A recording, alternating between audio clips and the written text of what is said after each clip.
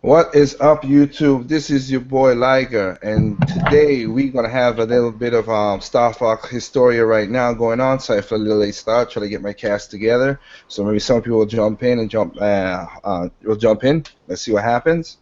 Well, other than that, this time we're back together. Indoors, full in effect this time. So this is your boy Liger. This is the one that you mostly hear on the channel the most, but I also have the other half of Endure. Katie, what's going on? Nothing much. Chilling, playing games. I wish that is what a lot of people could do, but everybody wants certain dramas. So I will talk about certain things during this podcast, of course. But other than that, let me introduce the guests I have here. So in today's podcast of Star Fox Historia, I have the veteran of basically coming on this a lot of time, Triple M. How you doing, Triple M? Hey, this is Triple M, the Lone Wolf, and guess what? You hear us, Andros? We're coming for you! All right. Then we have Mr. Kenoshi. What's going on, Kenosh? It's going pretty good. I just want to tell everybody not to drink any orange juice on the R-Wing. Oh Lord, that's funny. Then next we have Double A. What's going on, Anderson? Not much, just playing Star Fox Zero again and again.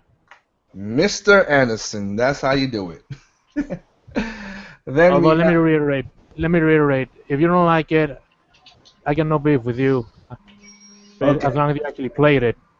Got you. Then of course we have I have to give a shout out to the one who came second up in my contest, who came second up in my contest and won a free Star Fox from Enduro, which is Brownie Takashi. Brownie, how you doing? Hey people, this is Brownie. I'm delicious, but use your bites wisely. Okay? That's funny. And then we have somebody new to the Endcast, Dragoon. How you doing, bro? I'm good, man. I'm sitting here sculpting right now, but and I'm excited to talk about Star Fox. That's like one of my favorite series of all time. Okay. And then of course a late joining on, which is Mr. SK Massive. Bro, what's going on? Batman, a Batman, fool is a fool. Yo, what's up?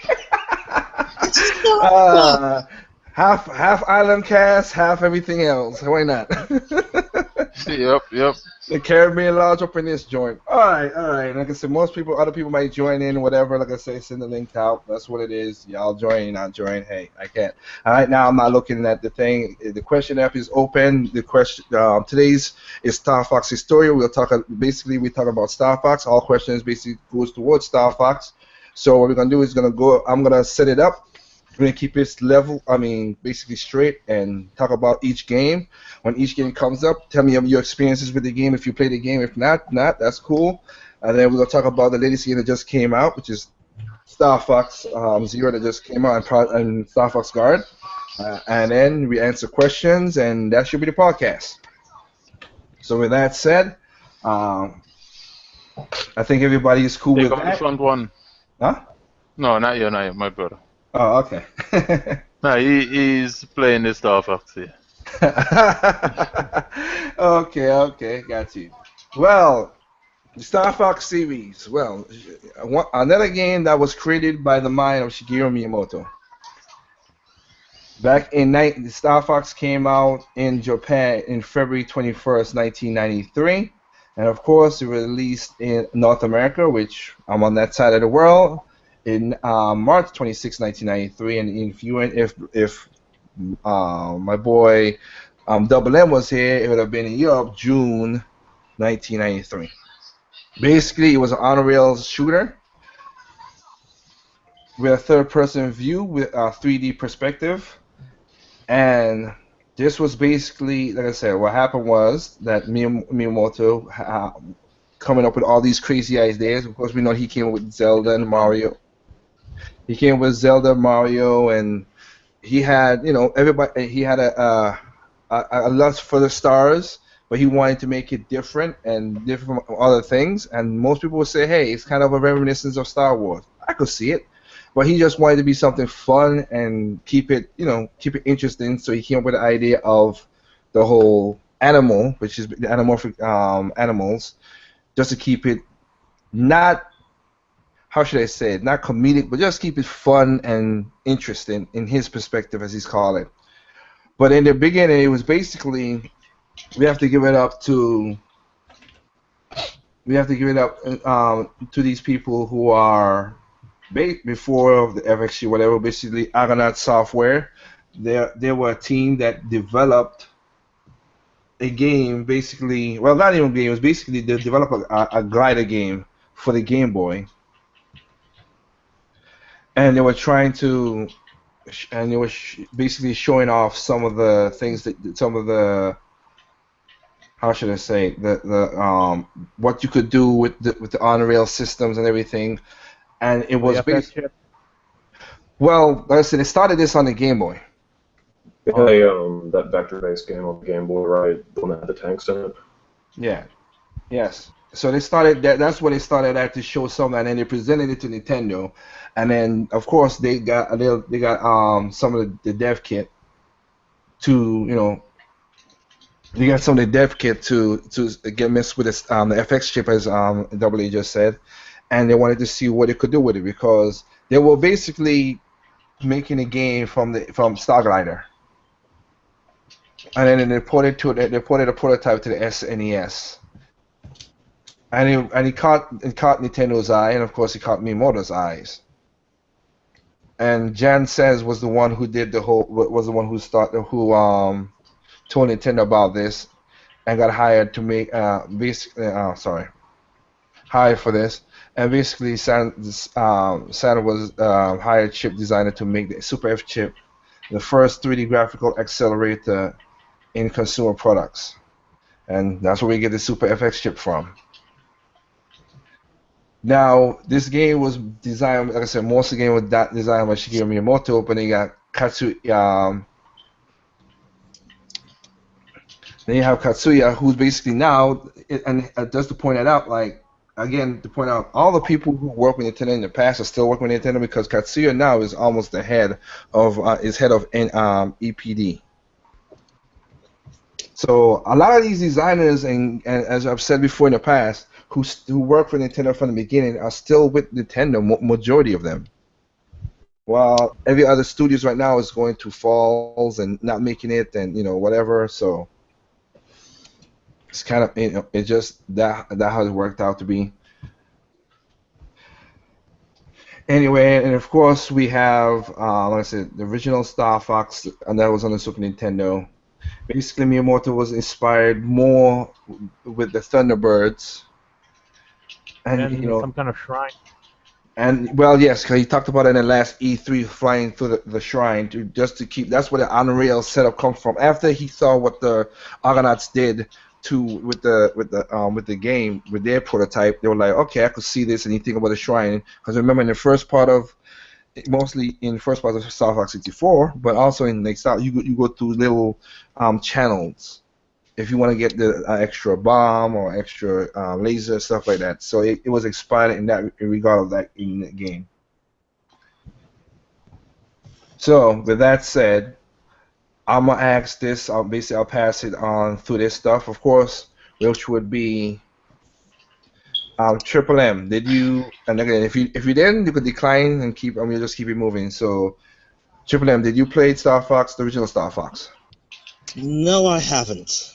Okay, that is cool. That's all right. All right. SK Massive. It's all right. SK Massive. Did you play the original Star Fox? Yeah, I played it for a little bit. That first one wasn't. Man, it was a long time ago.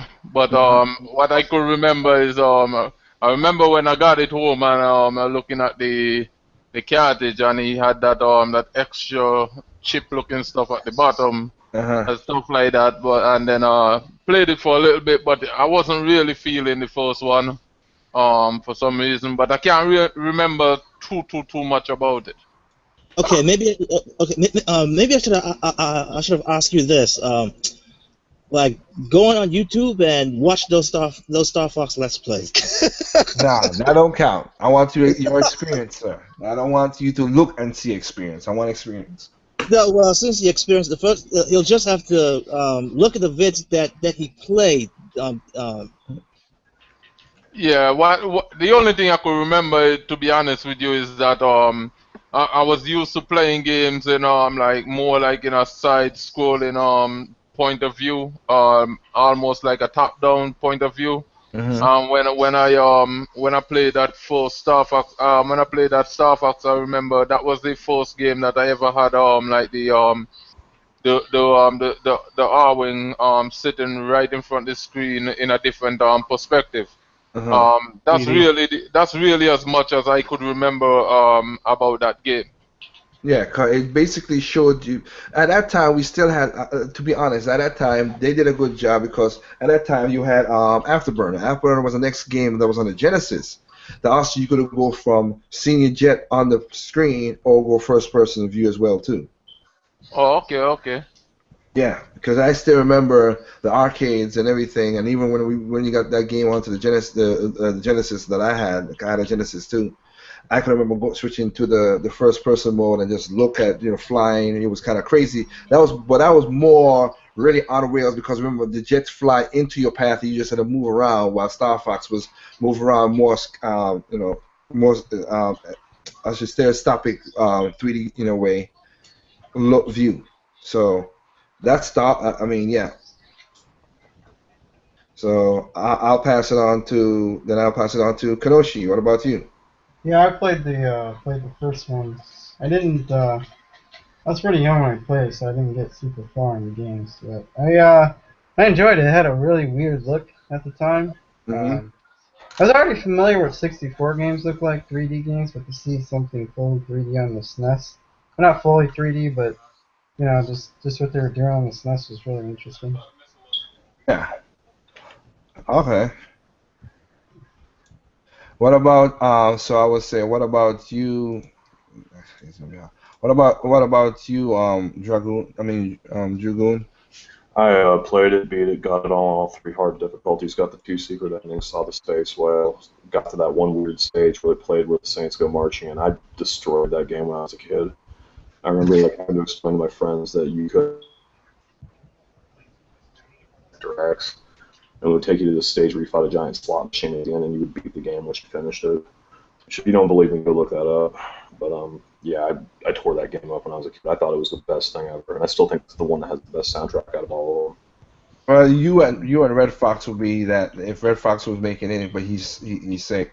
If you and Red Fox are the one who would be climbing for that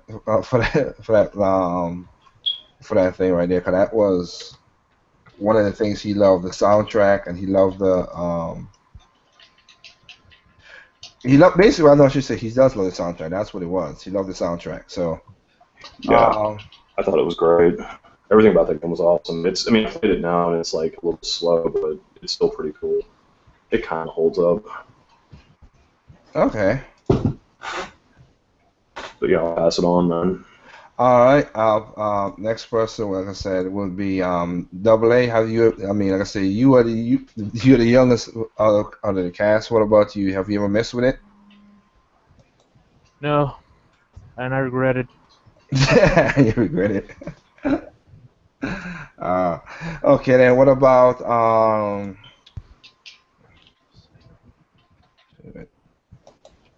what about you, Brownie Kakashi? Have you messed with the Star Fox? Yeah, I have played it. It has its charm, and the difficulty, I find it more difficult in a way, but I haven't fully digested that game. So maybe that's it. But it's pretty cool. Okay. Okay. Drew, since you played, as you said, you destroyed it the most. What was it that intrigued you the most about this game when you first got it when you were young? It was 3D. Everything else at that time was flat. And even though it was like the graphics in that game were really rudimentary, it was very like 5 frames per second frame rate. You know, I mean, like the frames on that were skipping. It just had this charm to it that like I don't know how to explain it. It seemed like for the first time, like when you were a kid, back if you lived back in that time, like what was the one thing you always told your parents when those consoles came out? Like, oh, I gotta get a Super Nintendo or a Sega Genesis. Why? Because it looks like the games in the arcade. Well, this is like the one time that like the game came out that actually looked better than anything that was in the arcade. And it was like, whoa, we just got a leg up on the arcade. So me and my friends were like, oh man, we got a leg up on the arcade, guys. Like we got this Smartbox. And just the music in it was awesome. The soundtrack was great. Like the way it felt was really cool. The thing I liked most about it was like, and I feel I'm going to be a real hypocrite saying this when I get to the Wii U version because, ironically, it's the thing I don't like in the Wii U version. But the going into the cockpit when you're in space and then flying through the ships. That was like, or what I'm talking. Have you played it? If you don't know what part I'm talking about, like there's a part where you fly through, like, in every game, you fly through, like, a fleet of battleships, but, like, in Star Fox, the original one, you actually fly through the battleships, like, literally, and you would actually fly into a battleship and, like, have to dodge through these arches and things and not, like, get blown up, and then blow up the core of the ship and fly out. And the other thing that was really cool, too, is, like, if Peppy or Slippy or Falco got destroyed, like, that was it. They were dead. Like there were consequences in the game. You had to keep those guys alive. They were your partners, and their life didn't regenerate nearly as quick. So that game was like twice as hard for that. So all in all, man, I had like it was just a rush playing that game. I loved it. Does that answer your question? Okay, yeah, that is good.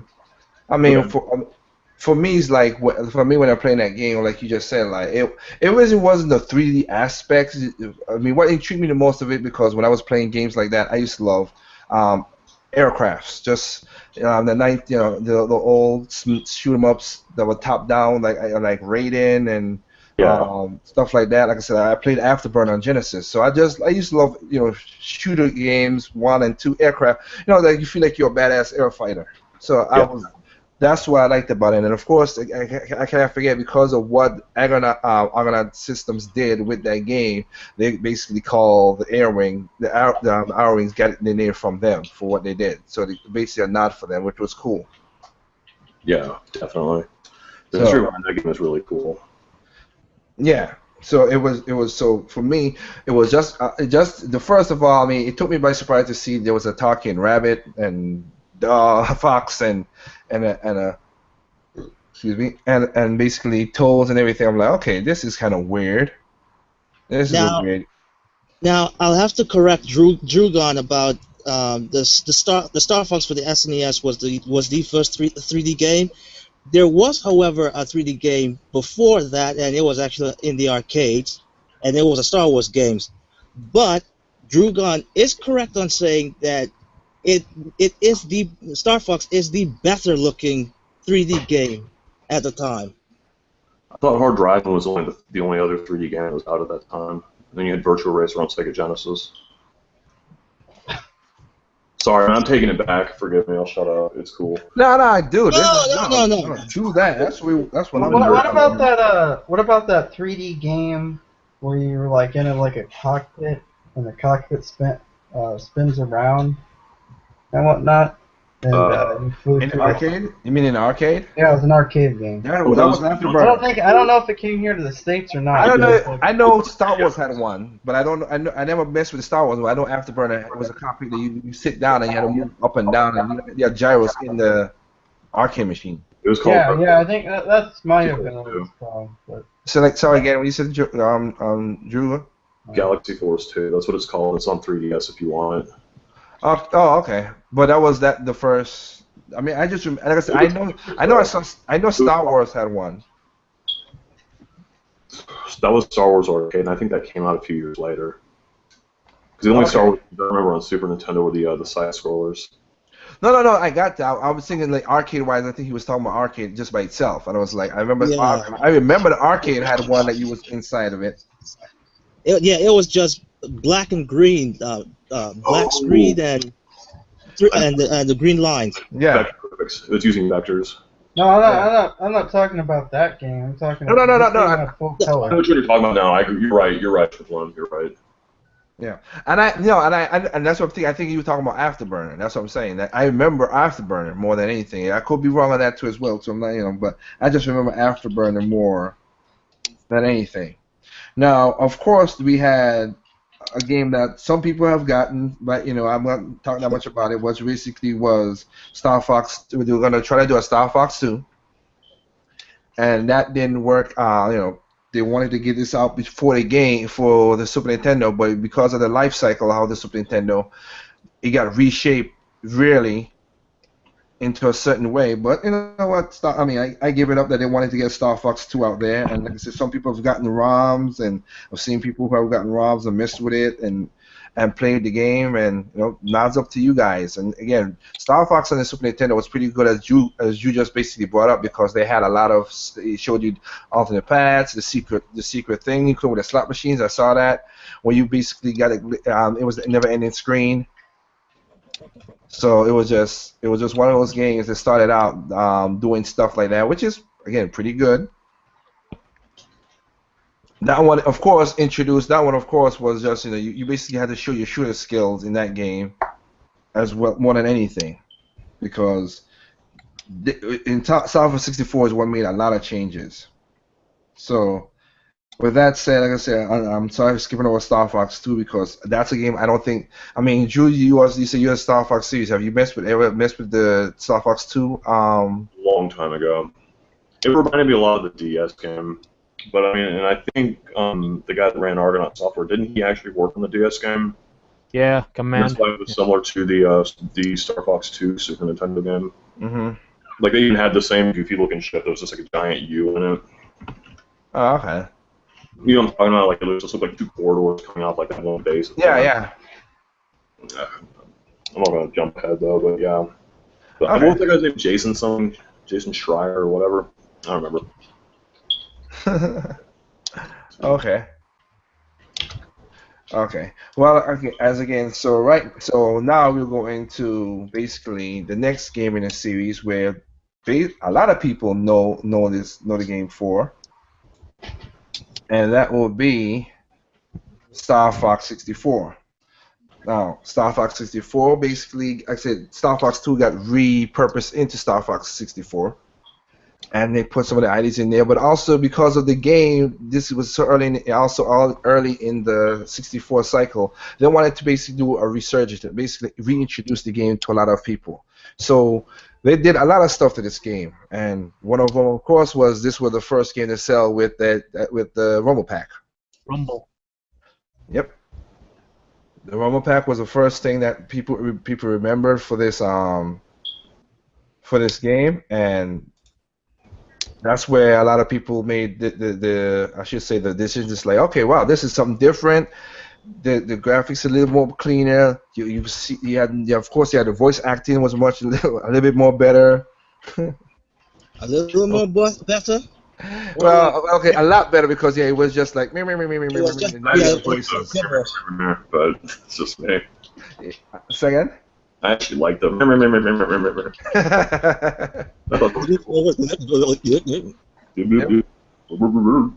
Yep. So you have that kind of situation in there. So we had Star Fox 60. So Star Fox 64 again. You had the Rumble Pack, and it showed us the real branching paths with the accomplished and everything. You find your path to Venom, and I can't forget, of course, the antagonist, which Andros. Like you see everything now have the skin, show you what they really look like. Because remember, Andros was just a pale face. Now that you see him in 3D aspects with Star Fox 64. So with that said, I want to say I'll go through the shot again, but this time since I know this person played it right beside was there with me with that. K.D, what about you? Star Fox 64. What was your experience with Star Fox 64? Well, my experience is really just remembering when I was younger and watching you play it and seeing how it was really cool, just space and animals, and I was really into that whole talking animals thing. And Fox was really cool, and Andros was just terrifying, but he was cool too. Mm-hmm. And then you're just teaching me stuff about, you do this, and if this happens, and it's like, being taught. Yep. Okay.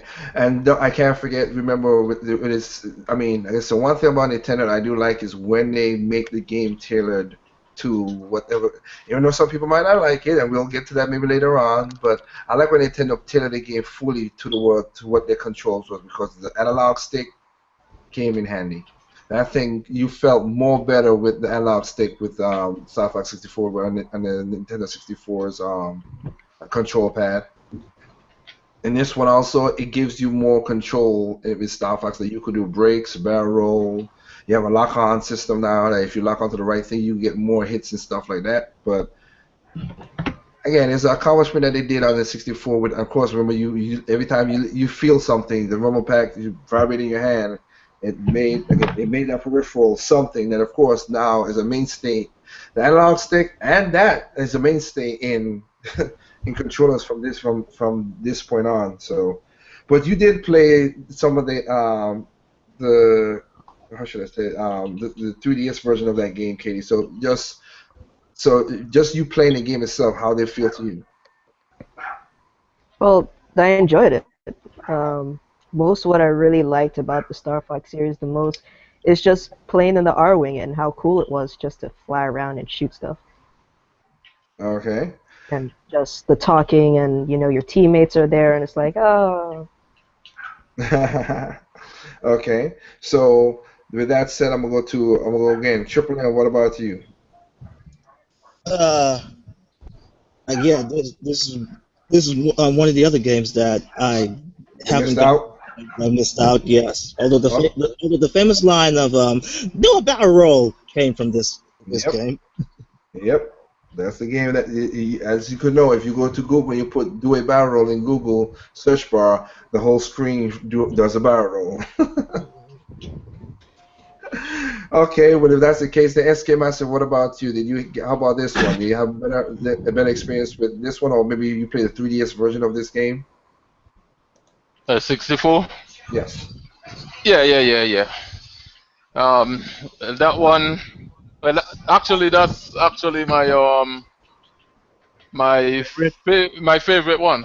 Okay. I have two of them that is actually, well, my favorites are tie. It's between that and the one that a lot of people don't like, Okay. Avengers.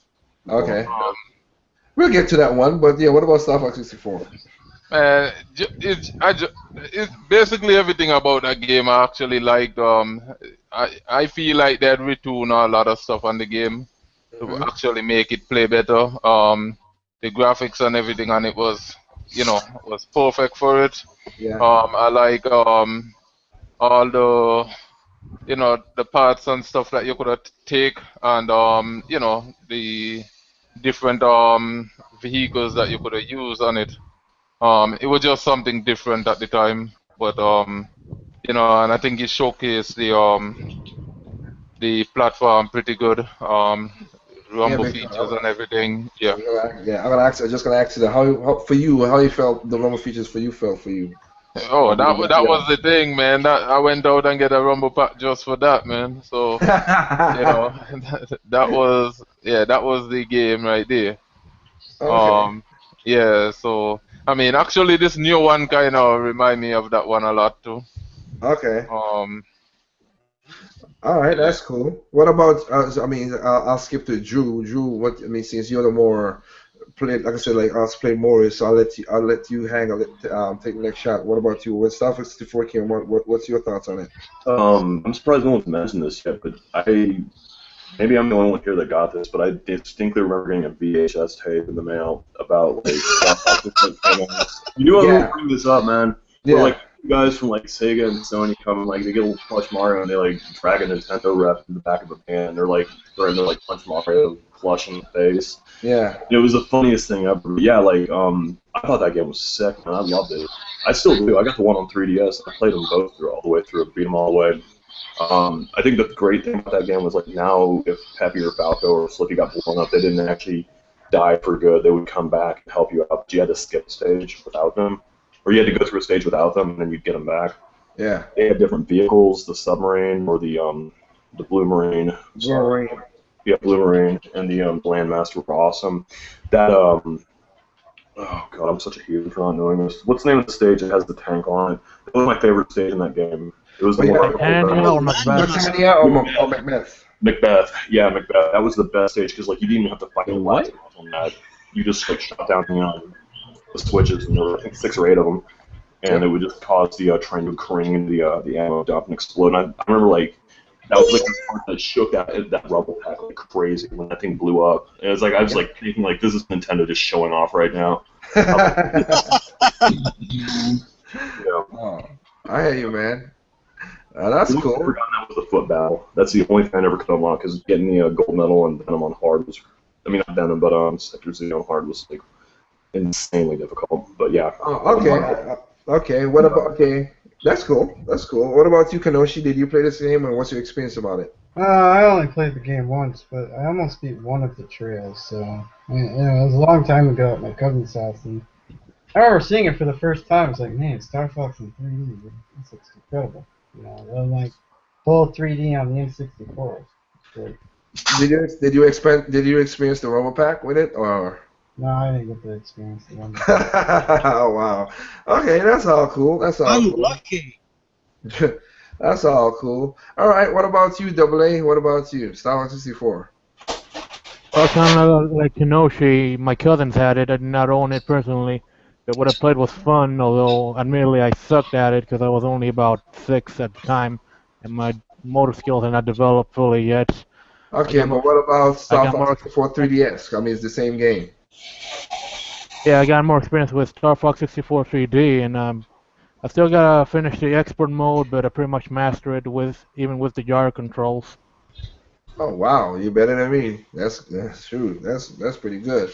Yeah. Anything in this game that that you play that stunned you? Since you're the young crowd, like I said, for us who are older, it stunned us because we saw technology progressing. But for you who was younger, did anything that stunned you in this game? This might be blasphemous to say, but at the time, not really, other than the voice acting, because I hadn't really had many games that had voice acting. Apparently, it's quite a feat fitting all those lines into a cartridge. Apparently, other than Um, that, eh. okay, that's cool. All right, Brownie Takashi, what about you? What's your Can I say experience? something? Can I say something about the voice? Yes. Yeah. Well, I kind of found out about this recently, but apparently, well, all of us have the knowledge that when it comes to putting voice clips on at least on a cartridge, it would actually take a lot of space. But for some reason, no, not some reason. In some way, Nintendo actually figured out a way to compress those sound clips, maybe like half the size, because what they actually did, um, when someone basically hacked some of those cartridges and uncompressed those WAV files, they actually sound sped up twice as fast. So in a way, Nintendo devised some sort of code or algorithm to, when they actually use the WAV file as it comes out through the speaker, they actually reduce the speed. So how it was meant to be sound. So I was like, that was very freaking impressive.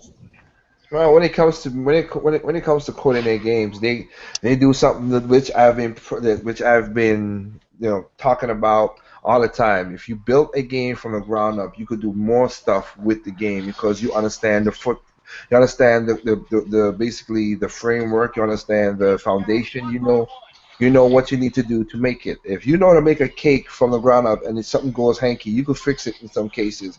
That's what I think that the eighth generation needs right now. But a lot of people don't see that. But again, that's one of the things I've pointed out many times on my channel. So, but again, before that was a good little aside right there. Thank you, Triple M. What about you, Brownie? What was your experience with Star Fox 64 or 3DS if you never played it? I know you. I don't know. And you're also younger, but not too young. But yeah. Okay, 70% of that game is in my DNA because when, because when I was a kid, my parents bought me and my brother the N64 for like a 1998 and 99, Uh-huh. and the only games they bought for me was Your Story and Star Fox, Okay. and those were the only games I had for a long time. So even though I was kind of tired because I wanted to play something else, I played the hell out of Star Fox, and even every now and then I found it something new, like a new planet, uh, the whole warp thing that was pretty cool, the whole Independence Day moment, Yep. Oh um, God, yes. Yep. um, the moment when Sector Z, if you don't stop that missile, the ship blows up and you don't get Well, it I blows up one think of the wings. They blow up the ship. And they show in the ending yeah too. yeah and when you get to the real ending, that was like, whoa, this has another ending? I didn't know. And when Andros showed his true form, it was that thing, a brain and tentacles and thing. And if you didn't know, I have a kind of a phobia to things that look like worms. So every time that thing was near to me, I was like, okay, don't touch me, don't touch me, don't touch me. And when I defeated it, um, Holy, I just put his brain. James was there to get you out. I was like, wait, are you the guy who's supposed to be dead? You leading me out? Is like, oh my god, this is so cool. And yeah, eventually I got some more games like Pokemon Stadium and blah blah blah. But I never got completely tired of it because I played the hell out of Mario 64, Uh-huh. but I kind of got tired of it, but not 64. And you're gonna hate me for this, but when me and my brother decided to sell our N64 with all our games for to save Oh. up for a GameCube, I didn't know I missed it until the Wii showed up with the Virtual Console, and then I wanted to play that again. So yeah, that's. Oh, and another thing, my father never plays games, video games, Uh-huh. but he played that, and when every time I saw him play it, I was like, "You don't like this? Why?" I don't know. Maybe it attracted his attention or something. But yeah, my father never plays that game, but he played Star Fox, Wii Sports, and Punch Out. That was rare, very rare. That's my whole history. Okay. Well, that's like I said for me was, of course, for me it was one of those games that like I saw and I picked up Mario 64 and Star Fox 64. Those are the games because I came to America and that's what my aunt gave me. So I was like, oh, okay. So I picked it up and the Rumble Pack was something new. The analog stick, it felt really cool. Of course, the whole, as we all talked about, the whole barrel roll stuff, and of course, it introduced it. Not, it showed a more cooler version too. And I have to give, I might pass back to Katie for this a little bit, but it showed one of her favorite bad guy, which was Star Wolf. Whoa. Wolf's the best. Star Wolf, which I'm still basically giving that to Star Fox. No, McCloud. Fox McCloud, but that's just me. Oh, I But forgot it's, to mention, Mhm. I never had the Rumble Pack. I didn't experience Rumble until the GameCube. Oh, okay. So yeah. But it showed you as you just brought up there, Kakashi. Like it showed they took a scene from Independence Day, which was on Katana. Then it showed you different again. It gave you different vehicles, the different paths. Replayability of this game was awesome. I got all the medals and beat Export Mode and everything. Just like how Drew went in all on the first Star Fox, I went all in on this Star Fox. I played the remember at that time because South 64 had multiplayer, even though it was kind of that. But we played the multiplayer. We got bored of it because it was just one simple strategy, and it was not we couldn't flush it out because the control was that simple. But again, Yeah, the don't, game, huh? yeah, but don't tell that to most people who want it online and new one. Again, like I said, if they met the developer, and I was talking to her and she said that stuff, I understand what she's talking about, but again, nobody, again, it's one of those things. But you got a different path, and also it showed you that you had to. It wasn't just a simple shooting game like the first one had simple. It just kept you avoid stuff, keep shooting, which is cool. This one you had to shoot certain spots, you had to avoid certain things. Even when you got to solar, you had to keep up because the lower you go, the more your shield depleted. So you had to keep a constant look at you had to keep a constant look at at your shields. Oh man, that was insane. Yep. You got to keep a constant look at the shields with solar. You have to hit. This was basically one of the games that start doing the whole. You have to do lighten up certain parts of the body to hit. As if people are seeing right now on the screen right now on Star Fox 64, we had Aquarius. I mean, Aquas, and then using the Blue Marine, you got to hit the clam, which is the boss, and hit the top part of it first, knock off the barnacles, and then when it lights up, then of course the tentacles light up into like a rainbow color. And you got to hit that. So because Mario didn't really did that, Mario you basically grab bombs and throw them into a bomb. So this way you had the whole trying to make sure that the 3D color thing get to a real good part because all you had was just the red parts on the original Star Fox. But it showed you that you had multi-phrases to hit better with this thing. So, and also, like I said, the multi-paths was better good, just like Drew brought up the whole Macbeth thing. If you hit all 8 signs, you went to Area 6. If you did not hit all 8 signs, you fought the train. I forgot the name of it. I forgot the name of it. It was the hidden weapon that shot off the back of the train that was like flying around behind it like a kite. Yeah, it was that. You had that set up as well too, and then you had it's. Again, if you went a certain route, you had to me, and maybe and again you guys collaborate on this. Like to me, like when you got into the one of the multipass, like to me it felt way better in this than the regular NES because when you got into the asteroid field. And you had to keep that. You got to fly to the gates to shoot all the way to sector X and whatever. I like how it did that transition very well. So, and then of course Area 6, which was a pain in the butt. Oh yeah. And getting the medal on Area 6 was a pain. Huh? A pain in the thumb. Yeah. You know what? Let me run through this quickly. K.D, what was your hardest stage on this game that you didn't like? But it was still that it was tough on you. If it's 64, it's Macbeth. Macbeth. Okay, Dragoon. What about you? It's either Sector Z or Sector X. It's the one right before Venom, where you have to fight that 3-pronged thing at the end. But that was one of the most fun stages too, because you really feel like you're destroying the Andron or the Venomian when you're going through it. It was just tough to get that medal on. Okay. What about you, Esquimacio? What was your toughest stage in this game? Which one? 64? Yes. Yes. Oh, the last stage. Venom? Yeah, man. Venom A or Venom B? Because remember, you had Venom A where you had to fight the whole Armada, or Venom B when you had to fight Star Fox and his team, then fought Andros. Star Wolf, you mean?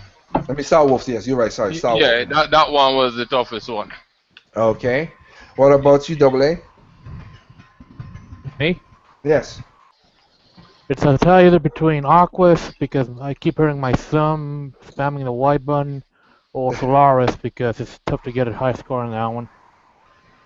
Okay. Well, Hey, yeah. I got a question for you guys, man. Just a quick question. In Zero, this big crab-looking crap, man. What am I supposed to be doing to hit this thing, man? Because I'm shooting off the legs, but it's not You shoot off 3 legs, and then you get up, and then you turn into the flying mode. Yeah. And you get up top, and you knock off the other. You at least knock off the antennas, and after you knock off the antennas, the center part gonna open up. Oh, so I'm here wasting my time then. God damn. Yeah, I got you. We gotta keep shooting off the legs, but I keep get the antennas on top. You're supposed to knock off the legs, then the antennas on top, and once you knock off the antennas, and then antennas. Then you should a big red spot should be open on the top of it. Okay, yeah, I see it. I'm going up now. All right, all right. And then let me see, Broncos. What about you? What was the toughest part of Star Fox 64 for you? What stage? Uh, the stage before Venom Sector B. Oh, okay. So at Area never 6. got the high score of that. It was Area 6. it was Yes. too high. Yes. Like 300, 350. I was like, oh my god, how am I gonna do this? And I never did it. Yep. And also don't forget, Star Fox 64 introduced. I mean, I always love. I mean, we started not introduced really, but made again. I like how they fleshed. Like, see, Star Fox 64 was basically again a research of making you understand that this is a true franchise. So you know, you had Bill, you had Cat, you know, as other extra wingmen to your team. For me, it would have to be. And Area 6 was hard to get, as you just said, to get the high score in that to get the middle. That was one. I'm Two. a stranger in a strange land when it comes to this conversation. Well, yeah. I mean, that's what I was gonna. I was gonna say. PlayStation. I was said. Basically said. I mean, said Star Fox stuff. So that's what it was about. But anyway, I was gonna say that it was that game that stage and also Zonus, because you had to really make sure you didn't hit none of the spot. You had to hit every spotlight. Oh yeah. You had to hit every Damn. spot. You couldn't miss not one spotlight to get the medal in that game. And it was a pain in the butt. And you had to, like, as you can see on the screen right now, you gotta go up, you gotta move things, you gotta avoid stuff, and it was just a pain in the butt. But yeah, I give it that. And of course, again, I can't forget, and I just did it. Me and my sister was talking about it. Like, I can't forget, of course, Rob 64. Hey, sorry to interrupt, Liger, but if you say you're sharing the screen, it's on the You're not really sharing sharing the anything. chat screen, so all we're seeing is an endless loop of the chat. Yeah. Wow, that's And I weird. was trying to tell you in the side. I'm not looking. Oh, my mistake then. I hit the thing and it says share the whole screen. How's that now? No, sorry about that. If anybody was watching, my mistake. I mean, it said Google did say it's sharing screen, which is I weird. guess you have to make sure next time. Screw Google. Anyway, but like I said, right now you're seeing Zonus right now playing through Zonus. So yeah, it's just one of those. That was one of the part of the screen. And like I said, Rob, I gotta give because they basically took Rob from the NES and renamed it to Rob 64 for as your helper for the ship, which is pretty cool. I thought Star Fox was only on the SNES. Huh? Well, Rob Robot was a peripheral designed by Nintendo to pack in, so the video game console wouldn't be considered a video game console after the great crash of 1983. So it was more of a toy, so to speak. Trojan horse. He's one of the characters in Smash Bros. Rob the robotic operating buddy. Yeah, but I'm just happy that they reused the name and we got Rob now for this game. Cause that's where the name came from, was from the original Rob the Robot, the little toy robot, the help. Yeah. So that was pretty cool. And again, apologize for the screen messing up before. I thought I had it set up because it said on my screen it said green screen. So Known fact about the Rob in Star Fox is the ROB is actually an acronym that stands for Robotic Operating Buddy. Yeah. Well, that was what it was when you bought the original Rob for your NES. Oh yes, that's right. Okay, what we're seeing right now, is that 3 eyes or is that like three missile launchers or something? No, it's basically this is the boss for Zonus where you had to knock off each part of they had to knock off the barrels of it. It's a submarine. That's what it is. Okay. It's a submarine, and then if you knock off one of the barrel, he goes on the ground and you got to shoot the cannonball and blah blah blah. That's what it was. So Fire missiles or bombs at him. yeah, the only way you could have heard it was with the smart bombs. Mm-hmm. At that point, because right there you had to knock off the exhaust ports. So, but this was 64. So I mean, this game is what made Star Fox more. Even though, as Drew just brought up, like a lot of people played the original NES one.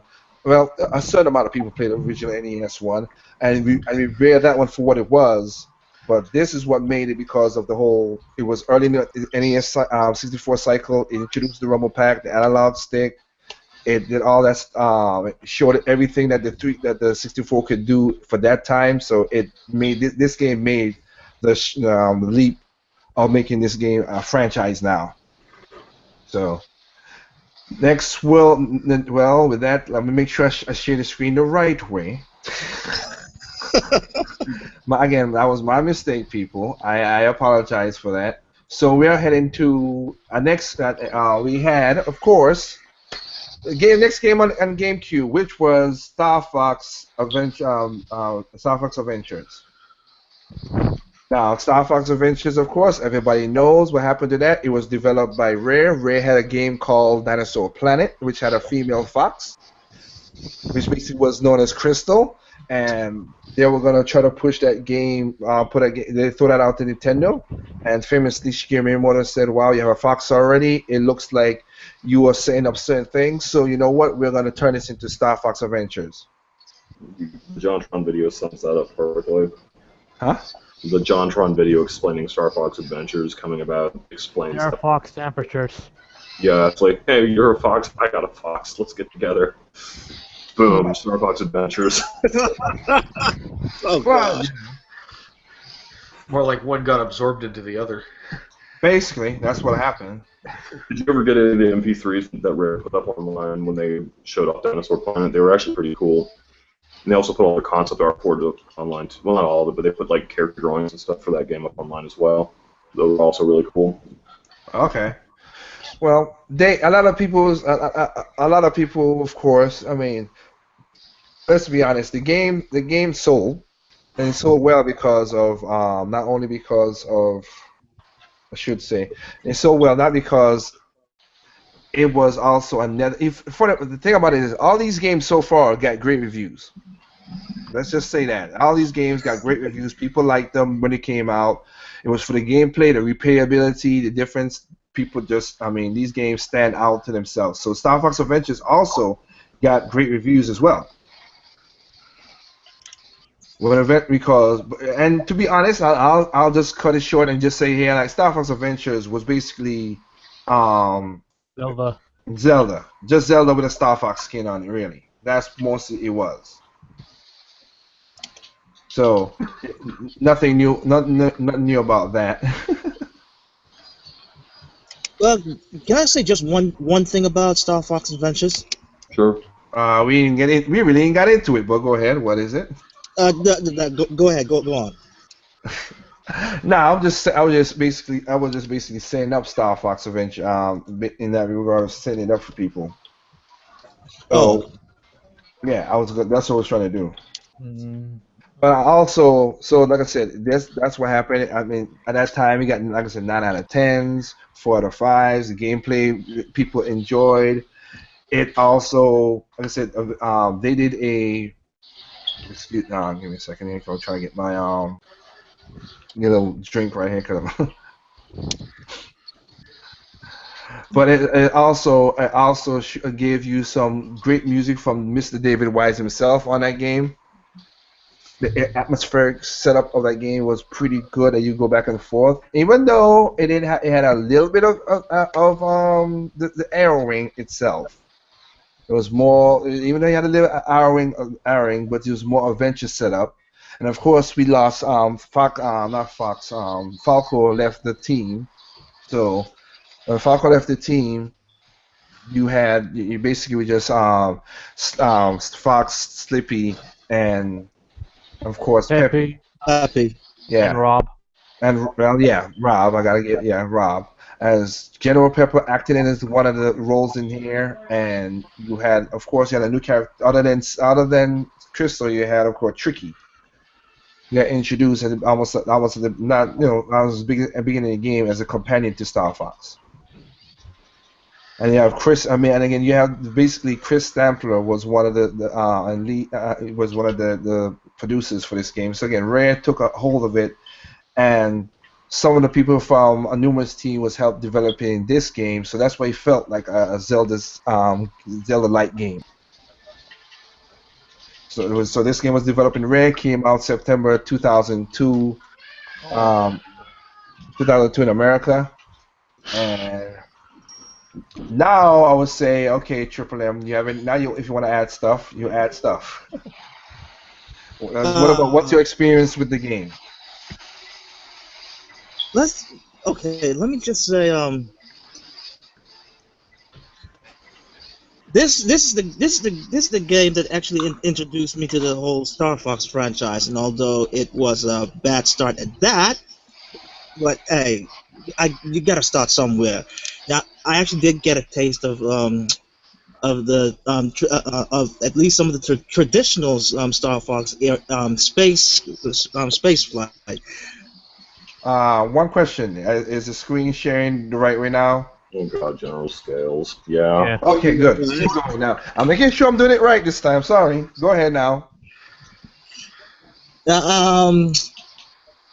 First time I actually there was a part that I played as Crystal. Yeah, that's the first part that you play as. Yes. And I don't know why. Maybe this is just me or some sort of culture thing, but when I actually heard the voice of the voiceover in its native tongue, I don't know why, but it's kind of jarring to me, and especially, well, with me, I actually pay attention to the voices, tone, the accent of it, and I'm hearing this is supposed to be a native tongue, so I shouldn't hear anything remotely other than that, but I keep having that English or that American accent, and speaking in the native language, it's really jarring to me. But that's just me. That's just you. Yes. Total general scales. Yeah. I mean, if you bought Star Fox, the manual showed you how to speak the dinosaur. What do you think I'm looking at right now, dude? What do you think I got right now in my hands? Oh, okay. Yeah, I'll read out the. You want to hear stuff to speak Dino? Dino alphabet. How to write Dino language. Step 1. Rearrange the vowel sound. English. A-E-I-O-U. Dino. U-O-A-E-I. Step 2. The letter M remains the same. Step 3. Replace the letter Y with an O. This means that the letter Y will not exist in this language. Y equals O. Step 4. Rearrange the remaining letters as follows. B, C, D, F, G, H, J, K, L, N to R. English, P, R, R, S, T, V, W, X, C. Sorry, I'm not going to finish this. Yeah. Yeah, okay, yes. How about you just provide the link for that translator? I've It's in the used book. it before too. Yeah, if you I have of course we have the book, so which is something that sadly is getting less in generation. We have virtual manuals now, not physical no more. So I hate that. You're not the only one, dude. I'm right there with you. Yeah. But again, cost. Everybody has to do what they gotta do now. I mean, not only Nintendo, Sony, Microsoft, third parties, everybody's doing it. So hell, it is what it is. Times are times. Yeah. What did they say? What? Oh, you didn't. I missed it.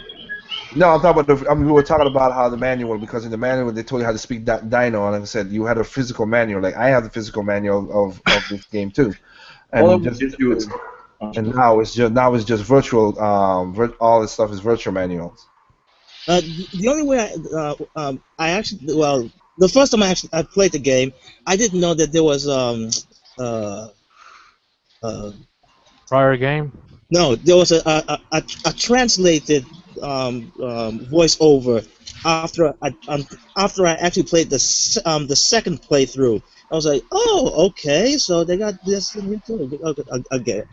Now, not to break too much from topic, but am I the only person here who's feeling slightly disturbed by seeing a female fox in a loincloth? No, not really. No. Not really. No, because remember she was tribal, so that didn't bother us. Yeah, we had her planet being tribal, so yeah. But then if she was tribal, then why was Fox like wearing space gear? Yeah. Just saying. No, I got you. So go ahead, Triple M. Finish off what you were saying. But yeah, speaking about that, Joshua, since I'm down here from the Caribbean, so I probably have some African descent, so it's pretty normal to me. Although I'm not really into furry stuff, but I get that I could pass that. But yeah, now I've actually I've actually played Legend of Zelda: Ocarina of Time before I played this game, so of course I actually did feel like this kind of feels like a Legend of Zelda game, but I didn't let that discourage me because again it was a pretty good game, and there was a time I played I really didn't dwell much into reviews, so I just played the game and found out what it is for myself, and like I said, You'll be doing that now. yeah, But go ahead. yeah, but like I said, overall the game does feel rather polished, but you you kind of do feel that there was some things that Rare kind of skipped or was rushed. Well, for me, it's mainly um, the battling mechanics with Fox actually trying to do hand-to-hand combat. Well, in this case, hand-to-staff staff combat. It was very on the easy side, and I noticed that there was some collision detections.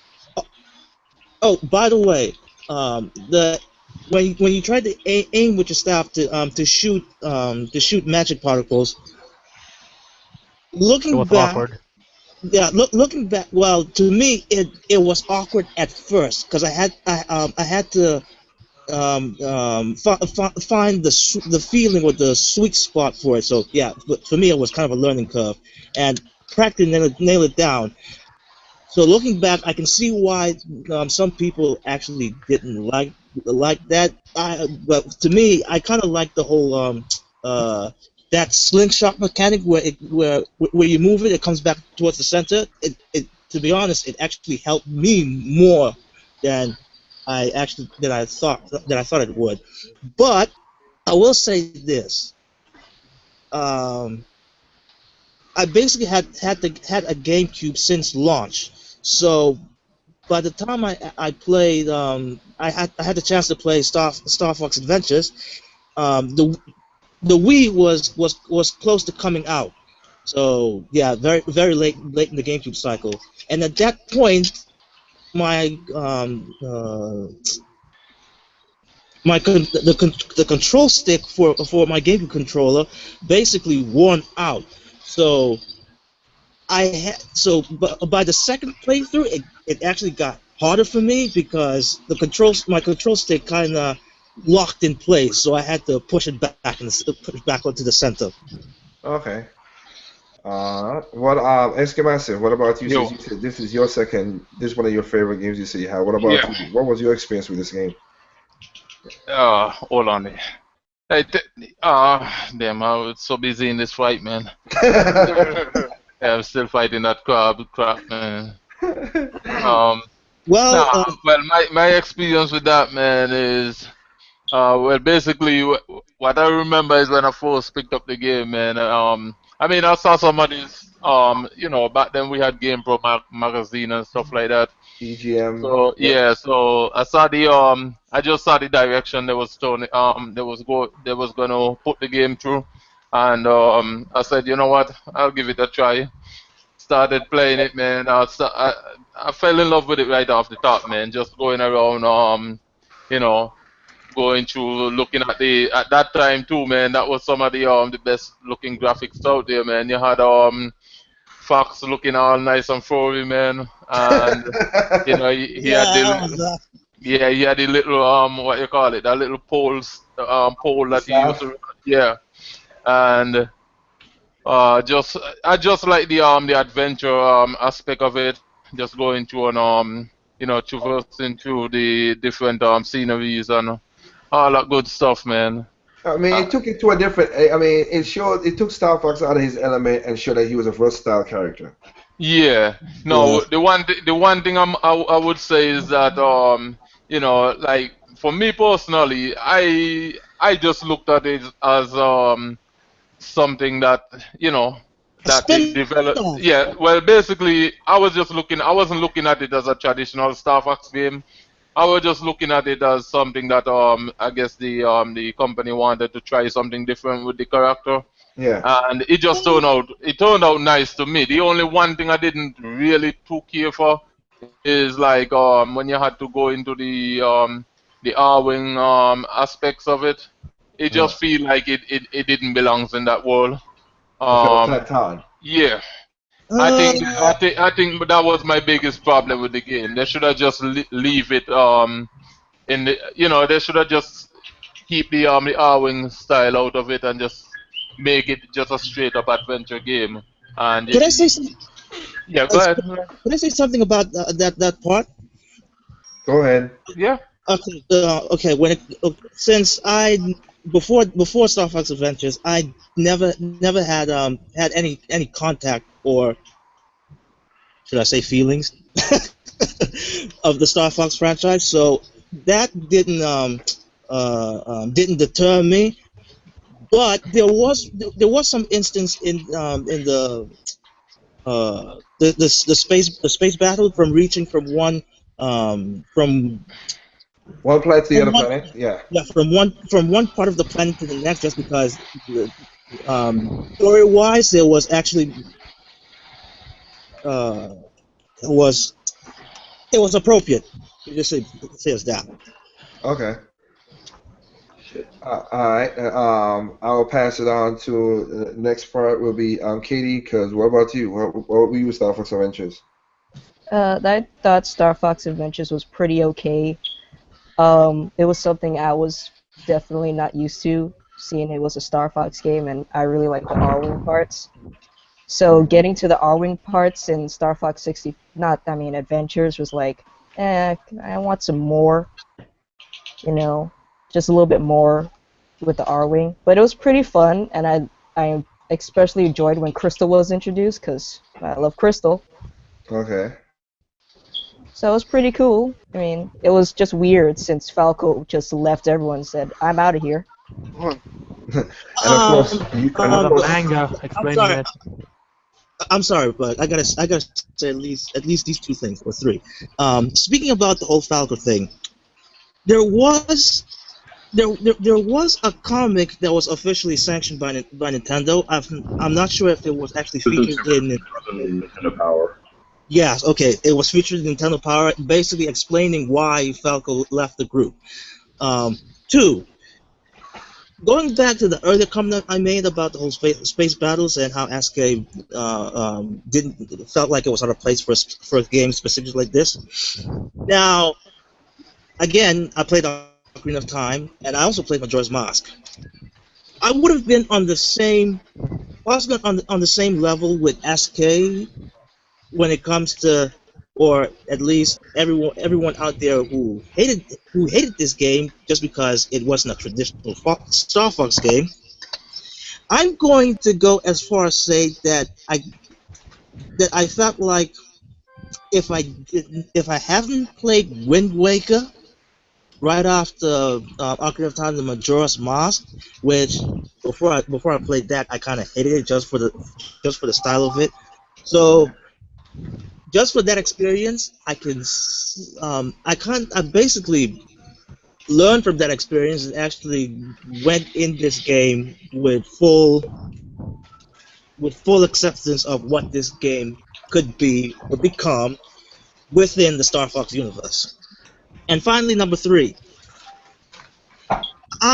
In this game, I actually loved General Pepper just for this sentence or in this scene when Fox McCloud just said, "Well, that's all good, General, but why can't I just use my blaster on this planet?" Oh, Star Fox, McCloud, you fool! This mission is about saving the planet, not blowing it up. It requires a different tactic. Try using your head. All right, that's cool. So Katie. I know this one was messed up for you because you didn't have no wolf in there. I mean, I didn't really. Wolf at the time wasn't really like, oh my gosh, it's Wolf. Okay. It was when Assault came. I was like, oh my gosh, it's Wolf. Okay. Okay. So we'll get to that then. So okay. In this one, you had that respect. Konoshi, did you play this game? Yeah, this is one of my like the games I played. This is my favorite game. I was into a lot of like flight shooters. Like the Sim 64 is one, and the SNES one was good, but I really like the Zelda aspect to it. I even like the Arming aspect to it from going from that. That's the way you get from different planets. I didn't see anything wrong with it. But, Mm-hmm. yeah, everybody's Okay, but I mean, so how was your you can elaborate any experience with the game if you had? What? Can you elaborate on your experience with the game? I mean, you just Oh, didn't know. I had this game when I was around 12, and Okay. I for a long time I wanted to see a Star Fox game like this. So it's neat to see Star Fox actually adventuring, getting out of the ship and running around. Okay. And I guess one of the annoying aspects of this game was your sidekick character. Tricky. Yeah, I kind of found it annoying, but it was all So right. It was yeah, all right. There was a because part. go ahead. There was one specific part I stopped playing because I wasn't really sure how to get through it, and that was the where you were doing sort of like this um, The uh, trials. yeah, the trials part where you had to Mash the A essentially button. move the switch over. I couldn't figure out what I had to do. I didn't know if I had to push the A and B button at the time of the music or what. It was like I could never get it right, so I just stopped playing. But other than Okay. that, it was fun. I thought it was a fun game. Okay. What? Okay. Well, Dragoon. What about you? I've already said a lot about it already. I liked it a lot. I like the fact that it was like the prettiest game that was out at the time. I thought it was kind of cool because personally, I was one of those people that was like, as a character, I wanted to see like Fox McCloud develop more and like actually run around as him. And Mm-hmm. this is the game that lets you do that. It had cool bosses. The puzzles were kind of stupid, but I just enjoyed it a lot. And it was like one of those like little showpiece games I could show off to my friends that didn't have a GameCube. Like, here, this is you know, not to be a jerk or anything about it, but it was just like, look how cool this game looks. Look, he's got fur. That's awesome. You know? uh, I got you. Yeah. Okay. And like the other thing I love about it, man, Yeah. is it was that game came out at the time when I was in college. Uh-huh. So I had everybody sitting like every time after class, man. Them boys would be in the dorm with me, and all them guys would just be, hey man, you playing the Star Fox today? And I used to have a whole gang sitting around just watching the game, man, because like the other guy just now said that was like the prettiest game around, so everybody wanted to see it, man. All right now. That was eye candy, all right. Yep. Yeah. Well, on What the topic about? of pretty games, I guess it's a bit off topic. Never mind. Double A. What about you? Well, didn't play Star Fox Adventures until what, like 2 years ago. By then, Okay. I've heard people complain about how it, killed their dog or their family members or something. Okay. Yeah, But other but than that, yeah, yeah. So being who I am, I ignore them and got it as one of three Christmas presents I asked for that year. Three GameCube games okay. alongside Assault and F-Zero GX. Say, and well, what can I say? I know what I was getting into, and I enjoy it. It's a 2002. It's an early GameCube game, still extending to this day. I did. I see what they were trying to do, but I also know that this game was rushed because it was during a time where Microsoft was buying out Rare, which is why things like the R-Wing sections and Andros at the end are in there because they had to finish and put something there because they really had different intentions with this game. General Scales was gonna be the final boss. Crystal would have been freed earlier. Falco would have returned to team earlier and helped with the final boss fight against Scales. You know, despite being rushed, it's a pretty good experience. Granted, there's a few quirks in there, like the trials, me having to mash the A button, and having to free an Apatosaurus with the weird aiming controls. But other than that, there's plenty of cool moments, like fighting that In Black inspired first boss, or the King of the Red Eyes, giant Tyrannosaurus Rex boss. Yep. Oh man, that was a pain in the ass.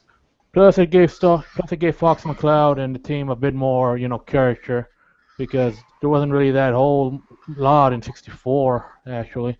Yep. Got to show Fox McCloud out of the R wing and on foot, instead of just in Smash Brothers. Yes. Got to. Oh, I'm gonna be honest. I'm gonna be honest with you guys. I kind of want to see another one of those games. I want to see what Nintendo can really do when they're given, more time. A Star Fox Adventure type game. Yeah, I would really like to see another one of those. Maybe at least some sections. I got you. All right. What about you, Bonnie Kakashi? What about you? Star Fox Adventures. Anderson basically said what I was about to say, but the combat could have been better in a way, and because at some point it can get kind of like meh. Repetitive. Yes, but end of time. Yeah, but despite that, it's pretty good. And till this day, I rented that game a lot, but never bought it. I even saw it like for $5 at GameStop, and I didn't take it. Okay. Hey, it is what it is. All right. I think on my side, it was basically I picked this game up and then when I saw that it was it was gonna be a Zelda Light, I was like, oh, that's great. So I liked the game. I enjoyed it. Combat I don't have a problem with the combat. Liked it because I like the whole thing that the way you hold the stick is what moves you could do with the stick. I also like the magic that came with with the staff. I should say I like the magic that came with the staff. That was Don't pretty forget cool. the music. Like I said, David Wise did a good job. That's what I said. Yeah, he was. Yeah. Plus I think there was like a song, I think from Ringo Starr in the beginning. Yeah. They played on the jukebox until Sleepy smashed it. Yeah. Yeah. And then you had. In that scene, every time Fox looked at Crystal. Well, we know how. We hear the music. Is there a cassette tape in this scene when you're flipping it back and it goes 10 years into the future and the story's a cluster, you know what? That would be Command, but we'll get to that.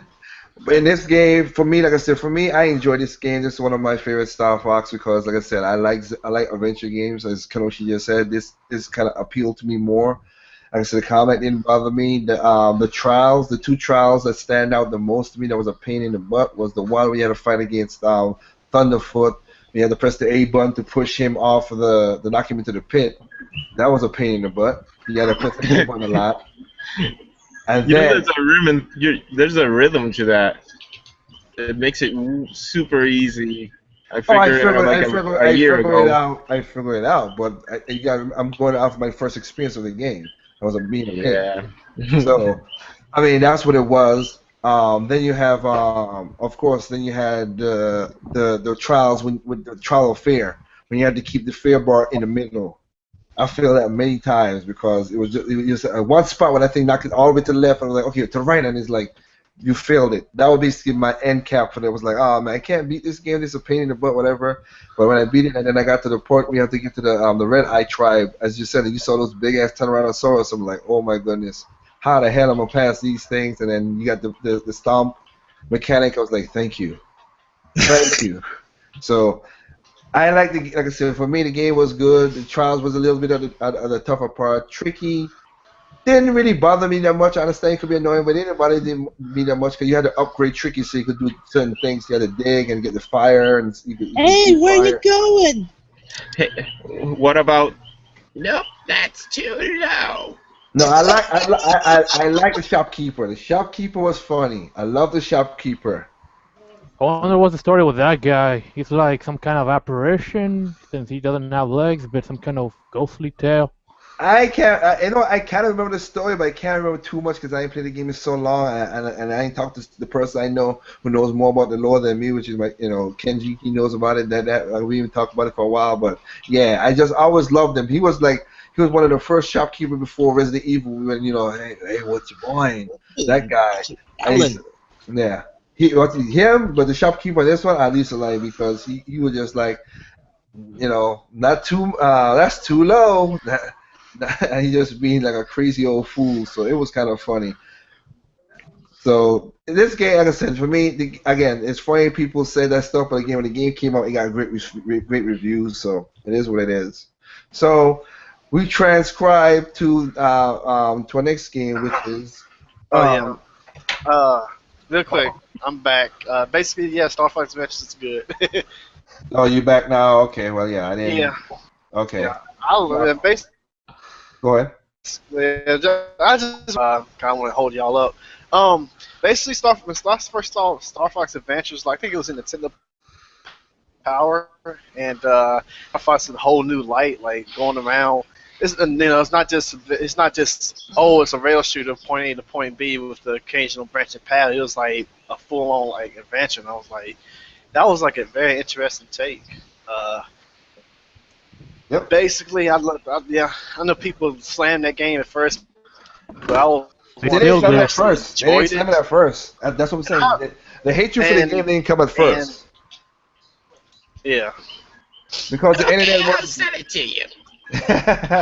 The internet still wasn't as strong as it was back then, and people didn't hate the game back then because again, it came up with great reviews, so there was not no problems in that regard. So. No, there wasn't a YouTube, man. So um, the clowns them didn't get loose, man. Yep. But uh, since you just jumped in and your connection's kind of wanky, but I let you talk. Your favorite console is Super Nintendo. So what about? Did you play Star Fox 64? Not 64. Star Fox with Super Nintendo. What's The your? original. Yeah. yeah, I played the initial Star Fox. Now, I like that game too and the music, but see, my first Star Fox was actually on the N64.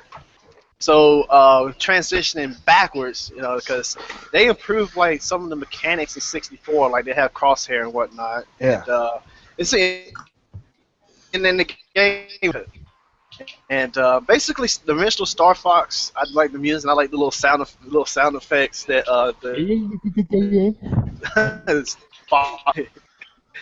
and that game is hard, but I love it. But my Lucky you. is the one on 64.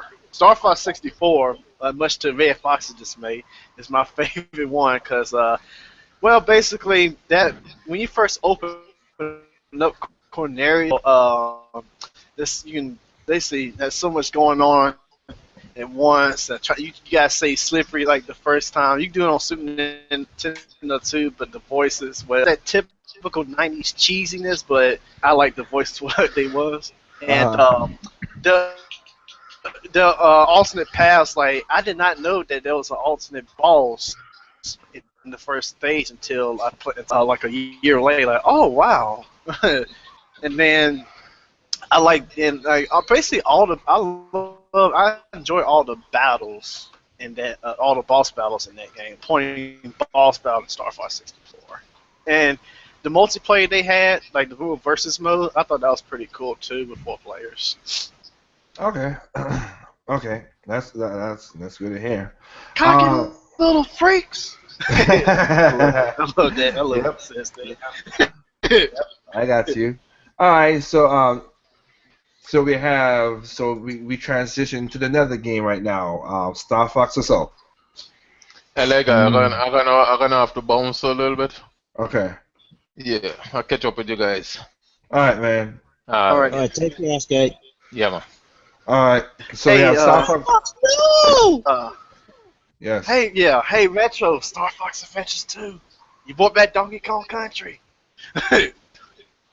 Okay. Yeah. What? I know, right? That'll be cool. So we have now we have Star Fox Assault. This game was basically developed by Namco. Yeah. And everybody want and they went back. They try to go back to more the more traditional Arcade. well, not K.D, but the traditional on rails and the and Star Fox 64 route. But they still wanted to try something new, so of course we have the on foot missions in this game. So this game came out in America February 14, 2005. Again, um, Tasuyo Kabashi was the guy who basically helped produce this thing. You still had Shigeru Miyamoto overlooking a lot of the stuff on this one, but this one basically was I think Shigeru felt that these guys could take over the game and let them do what they got to do with it because he had no problem letting them have fun with the game. So he did. This had a little he had arcade mode, he had the medals, he had all this stuff that they try to bring back from again Star Fox 64. So with that regards, and I guess I'm trying to just keep this. I don't want this podcast to be getting too long. Again, so I would say right now, I'll let my sister take the shot at this one. So give me 1 second before again, you guys gotta make sure that if it works, then that'll be good because I'm trying to keep this. Where's this? Right. Oops. Where's the chat? There you go. Share the entire screen. Boom. Okay, so like Katie, what about you? Okay, so your Star Fox Zero. I mean Star Fox Assault. Sorry. So besides Star Fox 64, Star Fox Assault was actually one of my favorite Star Fox games because it was like a brand new kind of like. Well, it's not brand new. It's still like, same old Star Fox. You got the R-Wing, you got space fights and whatnot. But everything got new designs that were cool. The Great Fox which is my favorite spaceship in general, got a new design, and it was like so sleek and cool. Falco and everyone had their personalities, and it was like, oh my gosh, this is so great. Speaking of new designs, Wolf had a new design and a new voice, and it was so cool, and I loved Wolf so much. And let's do that, Star Fox. I mean, I love Star Fox, like Wolf, but Wolf has a special place in my heart because he's so cool. Like that one of that, just he's evil, but in his Assault, he came back and tried to help Fox out because the Aperoids were just being really dumb and stuff like that. And it's like, okay, let's help them out because we don't want the world to actually, go to doo-doo and just that stuff. Gotcha. It brought back more what I was kind of missing in Adventures, which was, just the space battles and just cool things. It brought back a little tribute to Andros with Oikini being all silly with his... At the beginning of the thing, yes. At the beginning, that little thing. Because what Falco said, oh, isn't this an Andros wannabe? Yep. The way that they did their briefing was cool too. Even though, I mean, you're right there in like this virtual, space meeting room and stuff like that. And it brought a little bit more of Crystal, and visited like older parts, like I said before, like Andros, and another part where they went back to Soria with Tricky. Mm-hmm. And you see him that he's like, a little older and he's better, and I don't know, and all that stuff. And just, I loved everything. The music was great because it remixed good, like Corneria theme and the Star Fox theme in general. It was pretty cool, and I just loved that game so much. Okay, all right. I'll pass it on to you. Dragoon, what about you? What do you think about Star Fox Assault? I liked it, man. I thought the multiplayer was fun.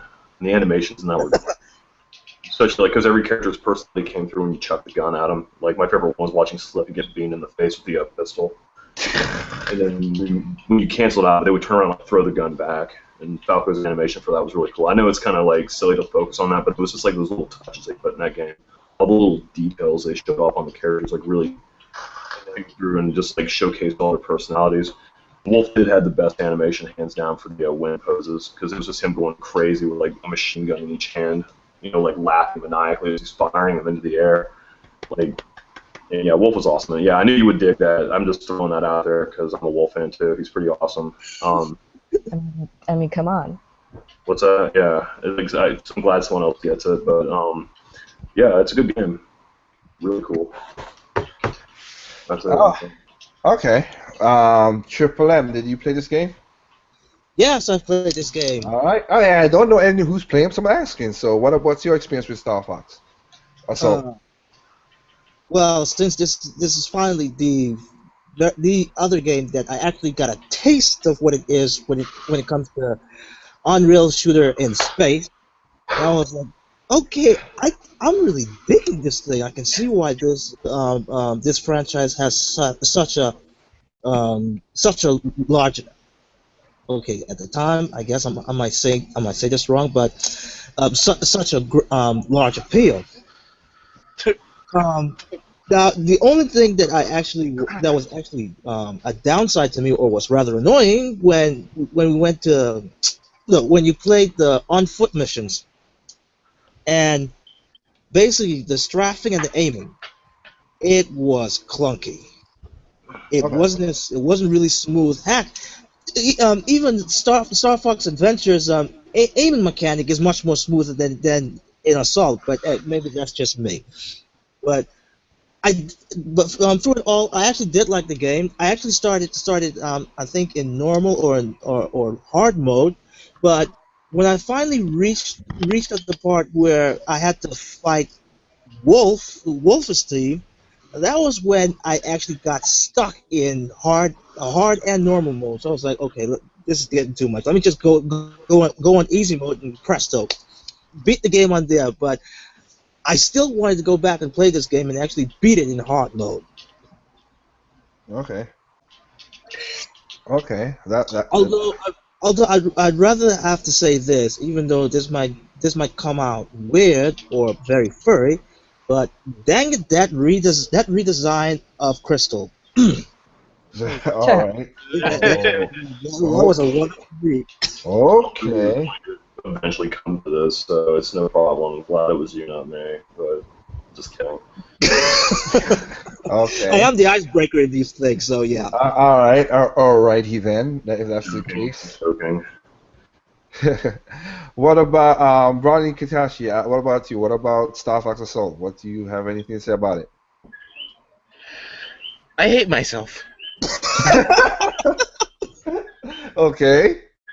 I didn't digest that game enough, and those were one of the last games I sold to GameStop, what, 5 years ago, and now I'm trying to get it back. I mean, just because the fact on this extra game you unlock when you get all the medals, and I can't remember much of that game. I think KD mentioned something. I think, correct me if I'm wrong.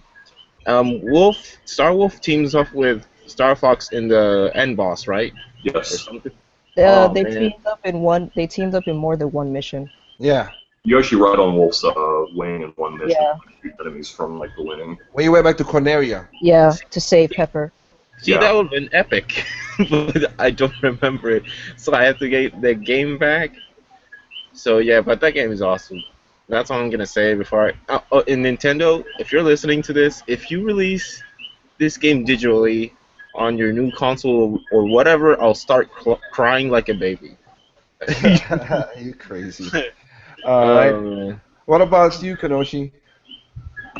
No, never got a chance to play this game. Okay. Pass it on to Anderson. What about you, Anderson? Double A? Okay. Oh, he has to go Oh, someplace. he said he'll be back. There was He'll one be thing right back. Yeah, I'm not watching that because I have to share the screen. Okay, what about you, Neo? Did you play this game?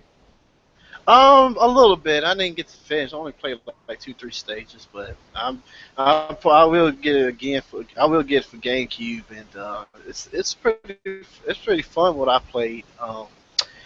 That beginning stage. I was gonna say is just for so my awesome. Like, the music just in your face. The first, for my experience, the beginning of this game was very awesome. I liked it. You straight into a star fight, just like we're here, we're gonna clean up, let's get in there, and including with the wings just open up and they shoot out of the Great Fox.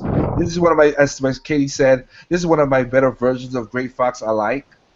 Yeah. This version looks good, and like I said, I like the way things was put together. I like the Wolf showed like according to the end, because even at the end of the Cornelia one, Wolf didn't show his like mean side. He was more like, okay, we are More noble. rivals. Yeah, he was more noble. He was like, we're rivals, but I mean we could still save the world. So it was kind of cool to see him do that. Um, in that regard. You had I mean I just like the way that I mean it was an enemy that was something different. Once again, it wasn't the Aproid. Andro, it was Afroas, yes, but it wasn't like Andros into it, and I like the whole fact of like like I like the on foot part. Not as I ain't gonna say it was not executed greatly, but I liked it. I liked it at the first one when he got ambushed before you get into the landmass with that big crab, the first crab thing, and then the second one where he was at Cornelia, because you had to use a sniper rifle and you had to, and I like the way he set up that the sniper part was that you're like, oh, you know what? Oh wow, yeah, okay, let's take that. As soon as you light up those jammers, they basically snipe you back. So it's like, oh, I gotta be far away and make sure. I mean, for me, I know you could get close to it and do it, but it is lock onto when you lock onto them, which is pretty good for a game of that time to have the AI to sense when you're locking onto them. Oh yeah, and also you saw Pigma get what he deserves. Yeah. Yes. Kind And of of course, anticlimactically. and of course, they introduce a Panthro. Oh yeah, Panther. Yeah. Caroso. Yep. Of course, he introduced him because since Pigma was not part of Star Fox team, as Star Fox said when he first met him, that scum don't have no part of the Star Wolf no more. So it was pretty cool to have that in that regard. And then, like I said, and then again, it gives you the feels because you saw all of them came together to try to defeat the Apoid Queen. Yeah. That was pretty cool. I have to say one thing about the whole redesign. It's the air wing, Arrowing. the R wing. I am not fond of this design's R wing.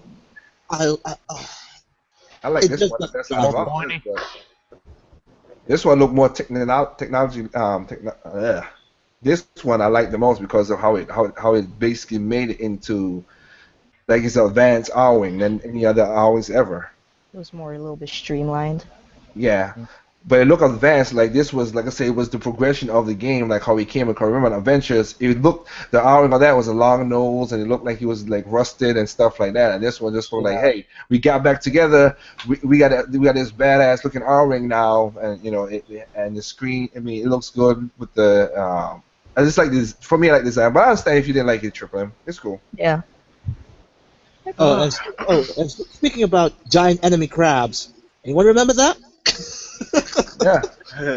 Yep. Well, I know I know SK was here. He'd have said, "Hey, that's the first time you fought that crab, man." The first time you fought that crab.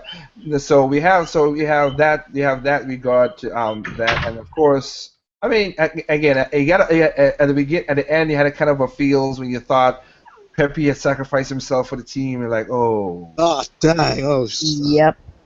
I was like, oh wow. So you know what? We gotta do one for the Pepster. It had a dark tone because you had General Pepper who got whatever. Then you had Peppy doing this. You're like, wow, this is gonna be whatever. So I like this Star Fox. So I like Gray this. Fox got destroyed. Yep. I will say that. I will say this though. I know. I said I like the voices in Star Fox 64, but playing Star Fox Assault, that voice is Slippy. Okay. Yeah. Because come on, everyone that played 64 back in the 90s, everyone thought that Slippy was a girl. Okay.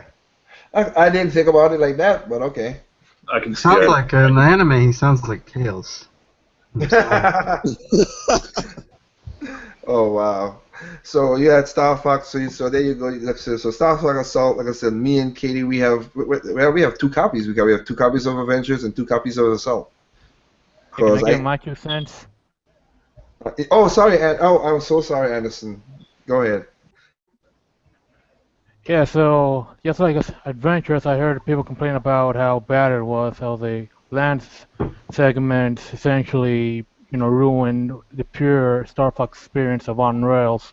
So again, I ignored those and got that for Christmas. Essentially, You're my type of person, people, man. You take your own shot at things. If you don't like it, you don't like it. But at least you experience it. Thank you, man. That's cool. yeah. Anyways, I liked a lot of the changes they did, from the voice work to the redesigns of the characters, particularly for Wolf, voiced by Grant Goody.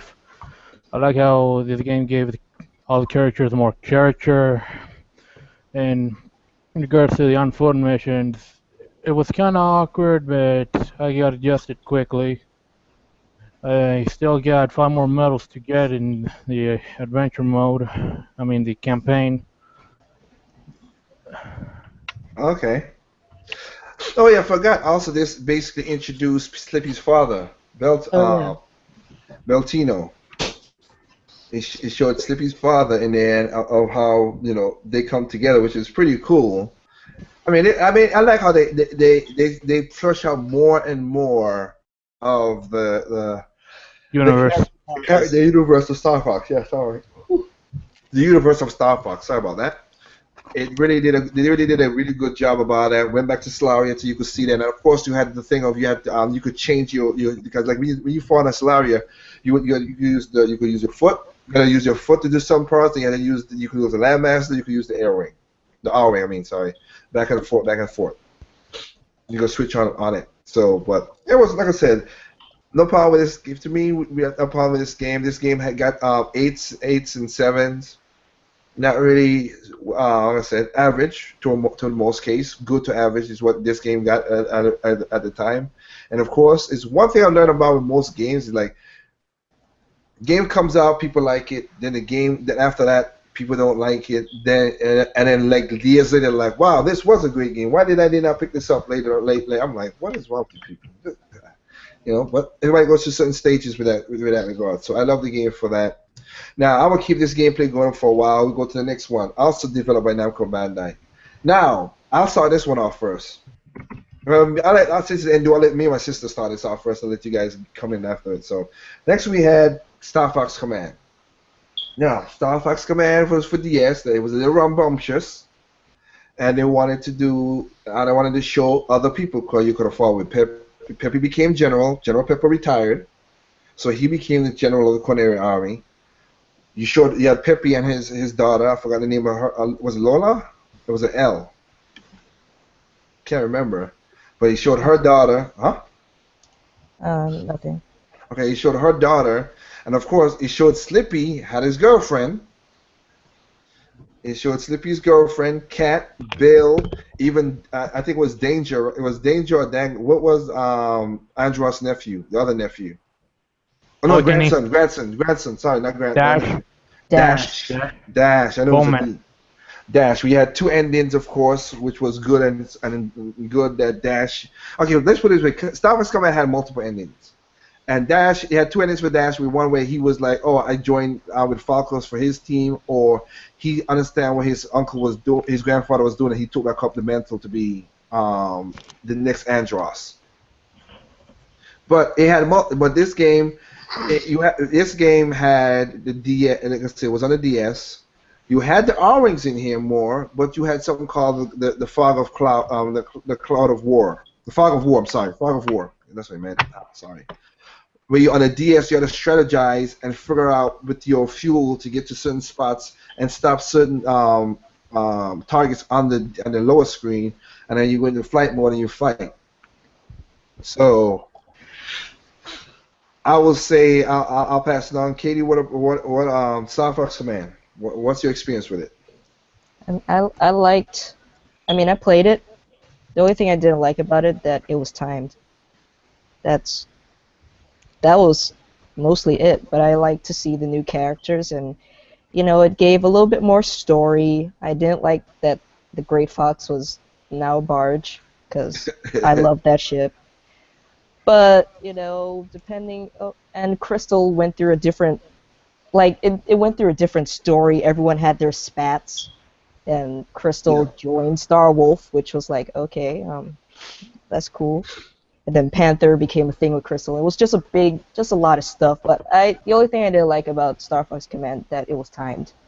I'm not really one for timed stuff, so. Yeah, because it's also you have every Falco had its own style of R wing. So they Slippy slow because he had a bullfrog and you had All of them did. yeah, they had their own versions of their own of the ships, of course. They have multiple plats, multiple endings. So if before I say anything, to me this was one of my least Star Fox that I like because the story was too convoluted because you had the damn 9 different endings, and it just didn't. It looked like it felt like he tried too hard, and then it was like I said. I've said this before. Every game is repetitious. It's just the way you execute the game, and the way that you have to destroy the mothership in these on some of these targets, including when you have to also stop the missiles from hitting Great Fox. It was just like. Really too annoying numb of how the gameplay was set up. But I mean, I can add more stuff to it, but I'll pass it on. So, Kanoshi, did you play this game? Kanoshi's out. All right. What about you, Double A? No. Okay. So, Dragoon, what about you? He left. Okay, he's out. All right. Triple M? Which game are we talking about? Command. Oh, Yeah, for the DS? this- No, I never played that either. Star Fox Adventure was the last game I played. Okay, so Command. I said okay. So I know Triple M. You didn't play that either. Yeah, I haven't played I don't it think. I don't think Cage played this game either. No, I didn't. Brownie. I actually have it on my Wii U because I was hoping it would get it on the DS Virtual Console. Okay, so No way. Yes. What's your feeling about the game? It's okay. I mean, the controls can be a little bit confusing at times because you control the R wing with the Stylus. well, in this case, I'm using the. Oh yeah, it's a stylus because. Oh right yeah, there, yes, yeah. You, so shoot, got a you Wii U shoot version. with the directional pads, and you move the R wing with the stylus, so it can be confusing and challenging. But when you get the hang of it, it's okay. I haven't gotten through the different endings yet, but I can if a game has multiple endings, it can be either good or they're trying to do something for the future and they like brain farted, I guess.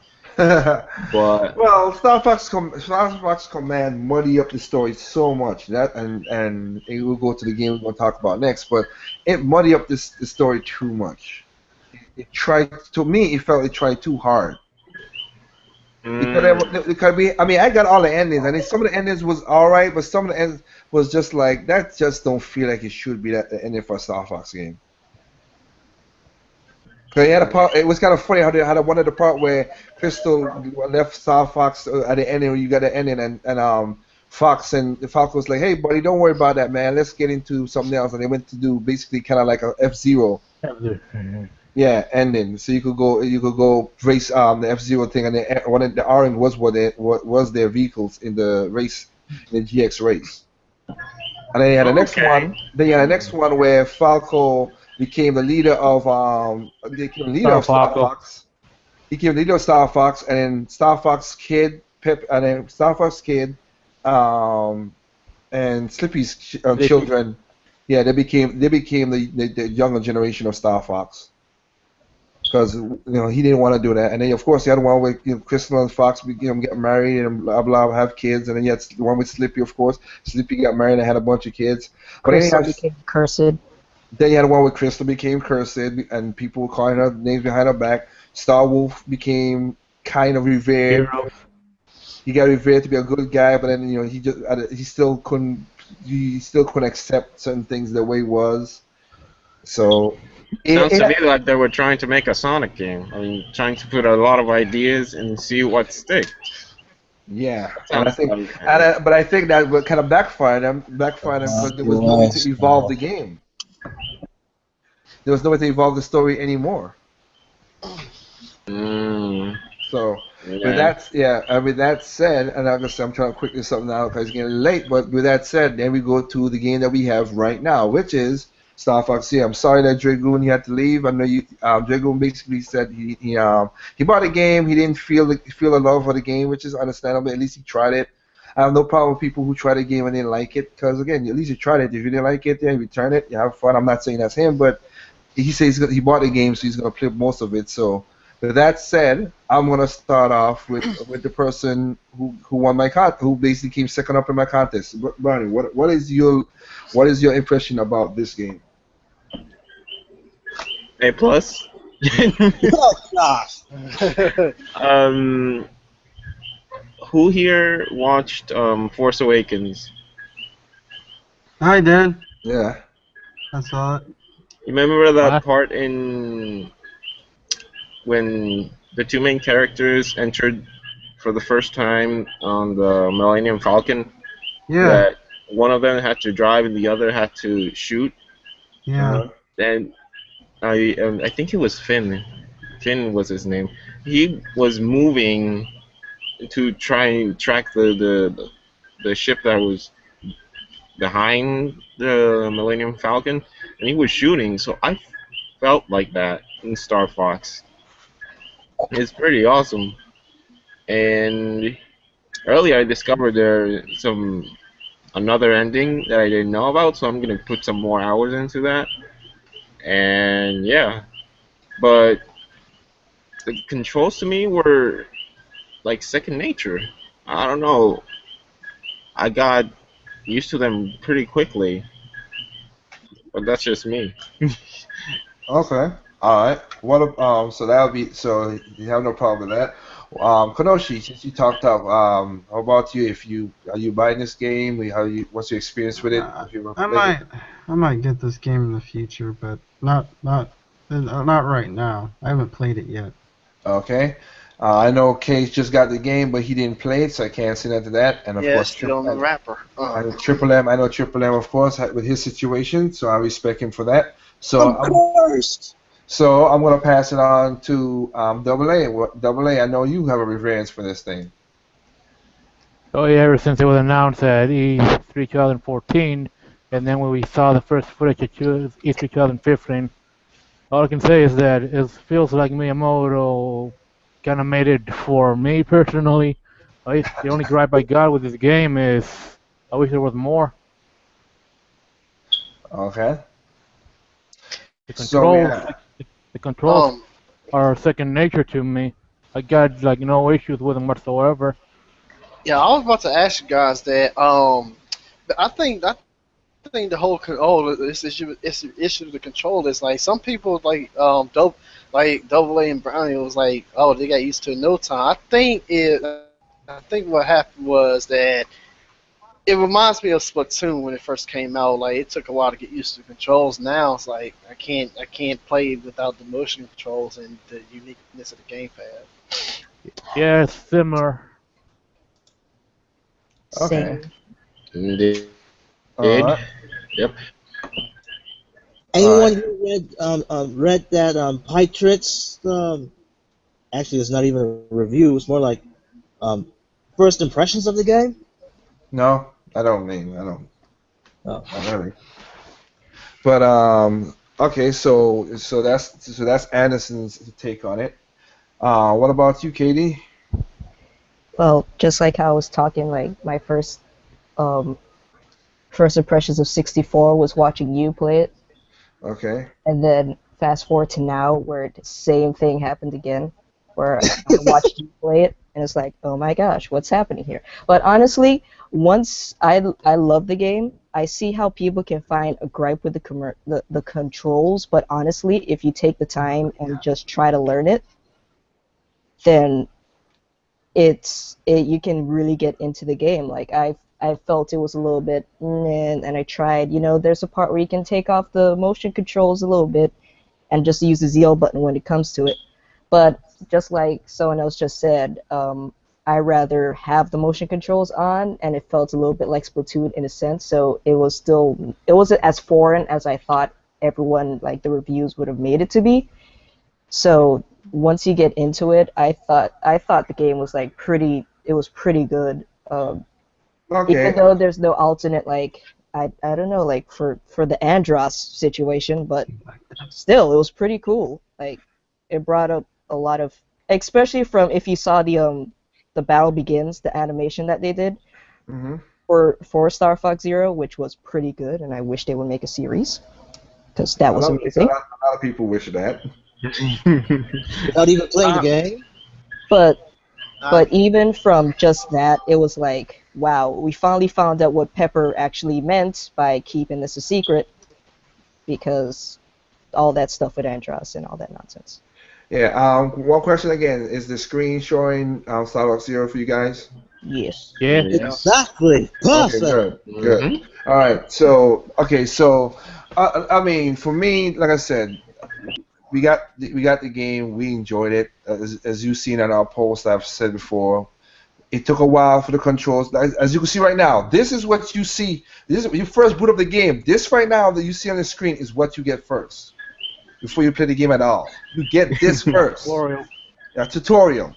So they don't let you just go in and on. You get somewhat used to the game. And like K.D says, after a while, you gotta figure out certain things. Now, I will say, I'll be 100% honest. Between this, the R-Wing, and the gyrocopter was a little pain for me. No, the walker was no problem. It was the gyro wing was a little pain for me. And then, so it took me a while to get used to that one. And then, of course, when we played the sand boss on Titania, when you get to the boss, and they didn't give you the lock-on, the ZR thing that you could, the ZL one where you could lock on and at least keep that screen locked onto the target, that became a pain with that sandworm. That was a pain in the butt. Okay, it was basically almost free roaming in a way. So that was it. But again, you have also on this. You also have the, what do you call it? Training mode. The training mode that could get to all these vehicles. So again, you go through all those to learn about the controls. So, and again, this game came back. Shigeru Miyamoto said, you know what? I'm gonna take back the helm of this game. He designed this game, concept, everything. He was looking for somebody to help the game with. That deal fell out. Again, somebody did, of course, with the contracts, and you just see how that works out. I don't understand why these third parties have a certain problem with working, but it is what it is. They lost. So the Nintendo saw that what Platinum Games did with Wonderful 101 with the dual screen, and Shigeru said, hey, can you guys do the background work for it? Platinum Games had no problem doing it, including when they had the little secret mission in Bayonetta. In Bayonetta 2, I should say, that you could play with that. So it is. Sorry. Gotta say, those rings are actually bigger. So you had those. How should I say that? So basically, they did the background work, make sure the gaming pad works. And I'll say this for certain people. Like for me, they took this gaming pad and did it very well. I mean, people, again, if you don't like it, it's all cool. But me, I did it well because the voice is going through the gaming pad. If you're gonna use the gaming pad, go all out, and they did. They went all out because the voice they went ham on this because the voice is coming through the gaming pad, the motion controls, whatever. And the only one thing I'll say is I keep on forgetting I gotta press the Y button to recalculate the center of the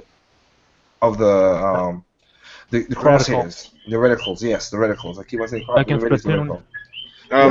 I didn't get that much with Splatoon. This one I had to because of how it's set up. Yeah, I had to do way more, and I keep on forgetting it. You want to say something, Brownie?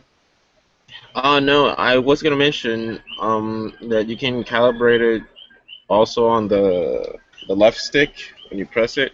And one thing that they should have thought more on placing is when you use the bombs, because sometimes I was gonna say that.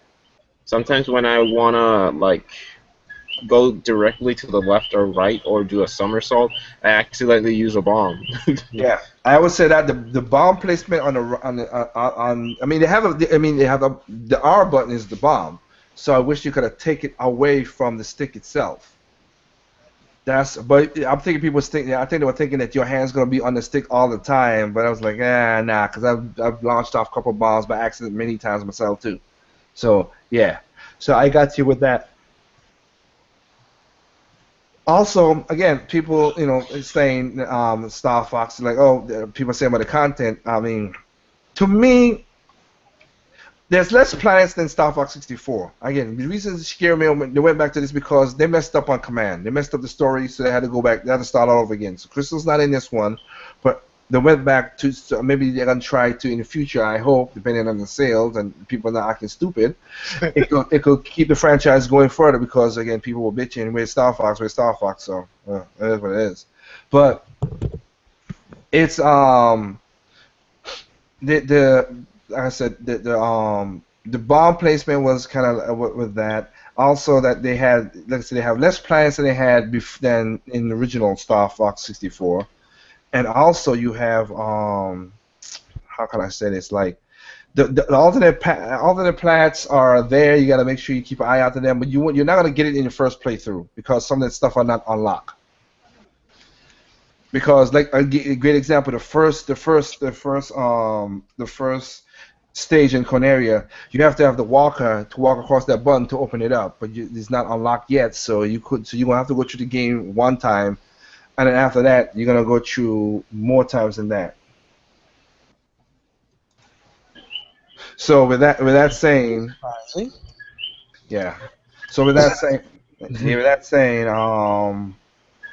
we're gonna do. It was.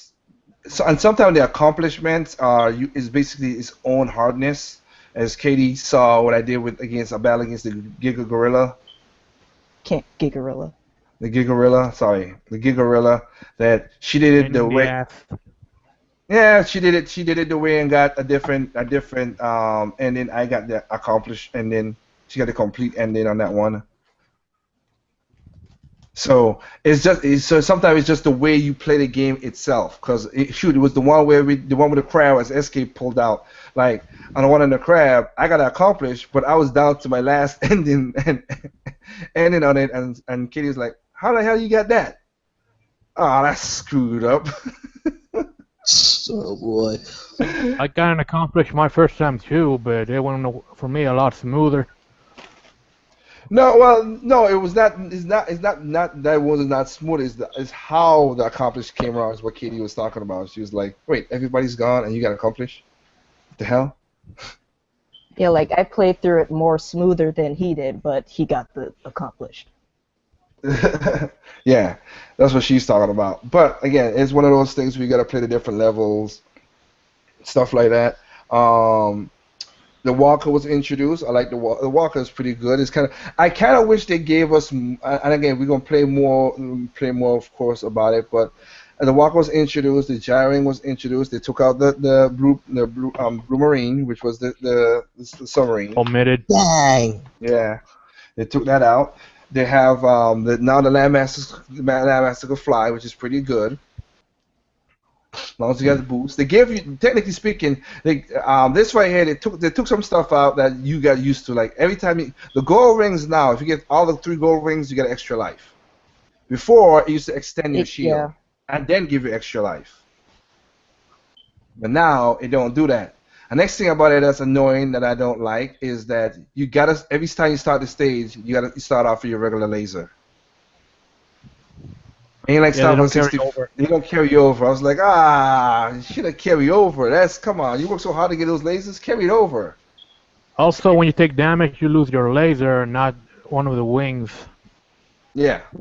Well, they show the damage and now because we have the technology now and everything, the damage is more on the R-wing itself. Because before, you used to just to show the damage, you used to add little sparks, yes, and then of course, if you take with a wing, take with a wing. But now you can see chunks of the R-wings, breaking apart away from the body and stuff like that, which is pretty cool. One question. Yeah. Why is sometimes the charge shot is green and sometimes it's blue? Why is that? Blue? Yeah, I sometimes see it blue. It goes faster, but I don't know how. or how do I do that? To answer your Are question you right using the now. hyper? Are you using the hyper laser? No, not the hyper laser. When you hold the shoot button, you get like a green charge shot, but sometimes I get a blue one. I think Mm. it's a hyper laser. I You have the can't. hyper laser. I can't answer the question because I don't. Without me having the game playing right now in front of me, except for this right there, this video I'm playing right now for YouTube, so people could just so we have something to people could see what we're talking about. That's I can't say, but they also have I said what else I could say about this? And I said it's. No, I'll keep on asking you guys questions. Okay, so what was what was you Anderson? What was your hardest stage? Your hardest level that you played to this game? Let's see, hardest stage, hardest stage. I guess the second return trip to Corneria, just because of the damn gorilla. Okay. That either that or the final boss fight initially. All right. Bonnie Kakashi, what about you? Um, Sector B, when I think when you destroy the missiles, Okay. that Just was like hardest for SK me. Massive. That was the hardest for me, and Venom. Okay. Well, if Ask were here, the one who was giving trouble so far was the damn crab. The one on was it China? That was his. That was giving him his problem. And then what about you, Katie? What about which one gave you the difficult? Mostly, I guess maybe the Gigarilla, and also just Andros. Okay.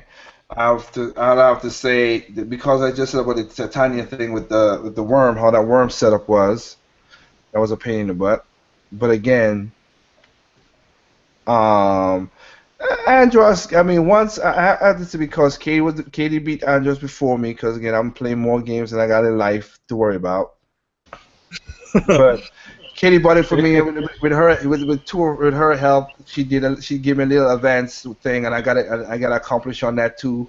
While she didn't get she got the complete. Thank you. I mean, I read it, so I watched what was the accomplished. So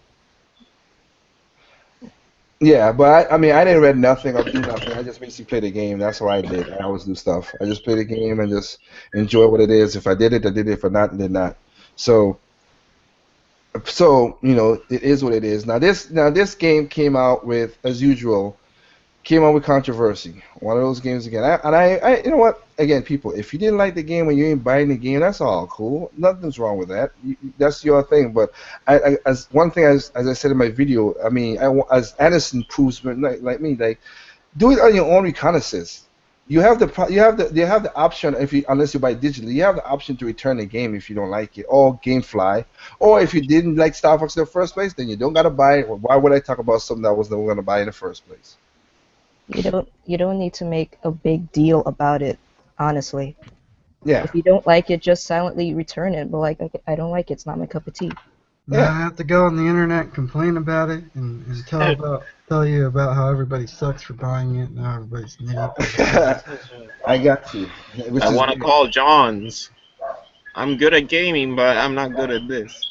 well, as we go, as the next controversy came up, as the Triple M knows about this, is again, it's like, look, I don't know what that website with Polygon. I do not know what that website is about because it can't be about gaming because these guys don't game. I don't know. I could be wrong, but when you cannot beat this game on invisibility mode and have problems with it, No, not beat the game. Just one the stage. first boss. I know. I'm just saying, but I'm saying the game because they didn't review the game. They because they couldn't beat it, they didn't review it. I just want to say this too, in terms of what Kenoshi said, gotta go complain about the internet about every little thing. That's like if I get that's like if I go to a restaurant and I get food to go and I told them to cook my steak medium, but they cook medium well instead, and then I tell them that it's wrong, and then I go home and be like, oh, this place sucks because they messed up my steak, y'all. Hey, well, you gotta go back and fix it or whatever. Well, can I point something out? Go ahead. Polygon. Yeah, Polygon, whoever quote unquote reviewed the game, who didn't, they did that, and yet they still have the banners advertising Star Fox Zero. They have banners for a game that they did not even give a chance to. Well, again, one of my other games that I played was Oh, wait Assault a was minute. If that's the case, then Nintendo's giving them money. I know, right? That's good. They give them money that they don't review the game. Yep. The funny thing is, this isn't the first time they've reviewed a game badly on the gamepad. Well, Correct? yeah. Well, Kirby's Rainbow Curse is one of them too, but not even that. Like the game I'm gonna bring up is Codename Steam. Like the guy couldn't beat the first boss in Codename Steam, and he gave it a 3. That's okay. If you didn't like the game, that's cool. But you can't beat the first boss. What is going on that you guys can't play? These games are not that difficult. I got little kids who could play these games and beat certain things. Hell, you got videos of people beating Street Fighter 5. Got a little baby just pressing button mashing and win matches and stuff. So what's going on? Oh boy. What's going on with gaming nowadays? I'm not saying all gamers are wimps or pussies or none of that junk. Come on, but if your job is to review a game, that's your job. Why can't you do your job? You tell me on all your organization, nobody could have play this game? Nobody? I mean, reviews are supposed to help the reader to be like, okay, maybe I shouldn't get it, or maybe I can try this out and see if there's some differences or whatnot. But what Polygon did was just straight out hate, basically. Like if you can't beat it and you refuse to beat it just because and it was too easy, but there's some parts that was too hard. Like what kind of review? You're just hyping up people who already don't like Nintendo to just come at it even more full force with a pitchfork. Exactly. Why can't people just like games, and if they don't like it, that's their preference? If it doesn't hit their preference, then it's not a big deal. If you don't like it, you don't like it. But everything has to be a competition, and that's what's sickening. Mm-hmm. There you go, man. Preach on, sister. Preach on. I'm with her. Go ahead. And you notice it's blind hate because you look around and they play Dark Souls and they play hard games too. So I keep on killing me with you guys kill me with this whole Dark Souls that hard. I mean, you're gonna die in Dark Souls, but as long as you get the parry system down, you can beat the game. It's not that hard once you get the system. Again, it's just like this. If you get the system down of how you play the game and the controls, you can play the game without no problem. Yep. You're gonna die in Star Fox. You're gonna die in Dark Souls. You're gonna die in Wonderful 101. You're gonna die in these more difficult games. They are a little difficult, yes, but that's what you're supposed to be doing, learning how to use the control. And then people complain when a game is just a bit too easy, or they add a mode for kids to actually enjoy the game. It's like, can't kids play games too? But again, but here's the joke. Okay, so yeah, and then Polygon couldn't beat the first boss on invincibility mode, so that's a problem too, which is sad. So, wow, what's going on in gaming right now? Like when I see games with easy modes or whatnot, and if I'm not trying, if I just want to play the game just to have a, just to relax, because games are there to help you relax too, But if I want to just enjoy the story, I'll just put it on just to enjoy the story. Which I stress out when I play video games. And I also have my tablet open, looking at YouTube videos, wondering what people are saying about me. Articles, wondering what people are saying about me. Start making 15 videos about how these people are just, de-eaters, and just need, talking about they need to get a life, and then I'm spending my life here on YouTube complaining about video games. That's one aspect of where video games are going, where this industry is going. It's not even just games, it's just things in general, like people need to take a chill pill.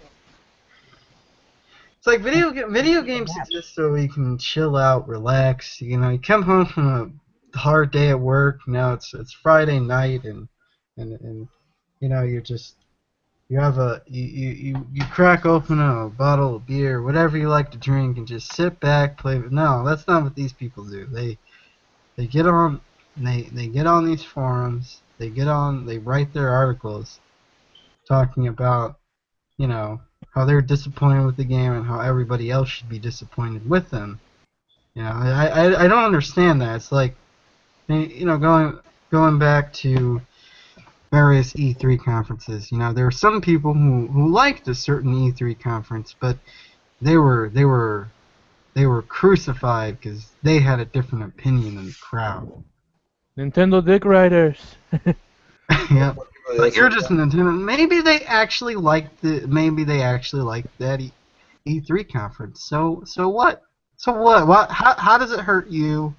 How does it you know? Just Like because all someone mad like you doesn't.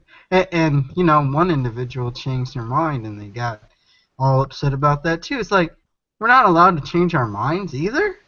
We're just supposed to stick with the decision and not think about it and not strive to look on possibly the bright sides to that decision. We're just supposed to always be, you know, angry. You buy a console or you make a decision about something and you stick with it, and then you can't change your mind or else you're called a flip flopper or, you know, corporate whatever, slave. or a slave or something. Well, let me say, there's one review that kind of leave me a bit baffled. Was from Nintendo Enthusiast by Jason Lapine or Lepine, but yeah, he is basically the class as opposed to Sean Long's Crass, and he reviewed the Star Fox Zero, and it was quite a well written review. It was actually much more it was a positive review, but there was one certain aspect of the review that left me again quite baffled. Turns out that,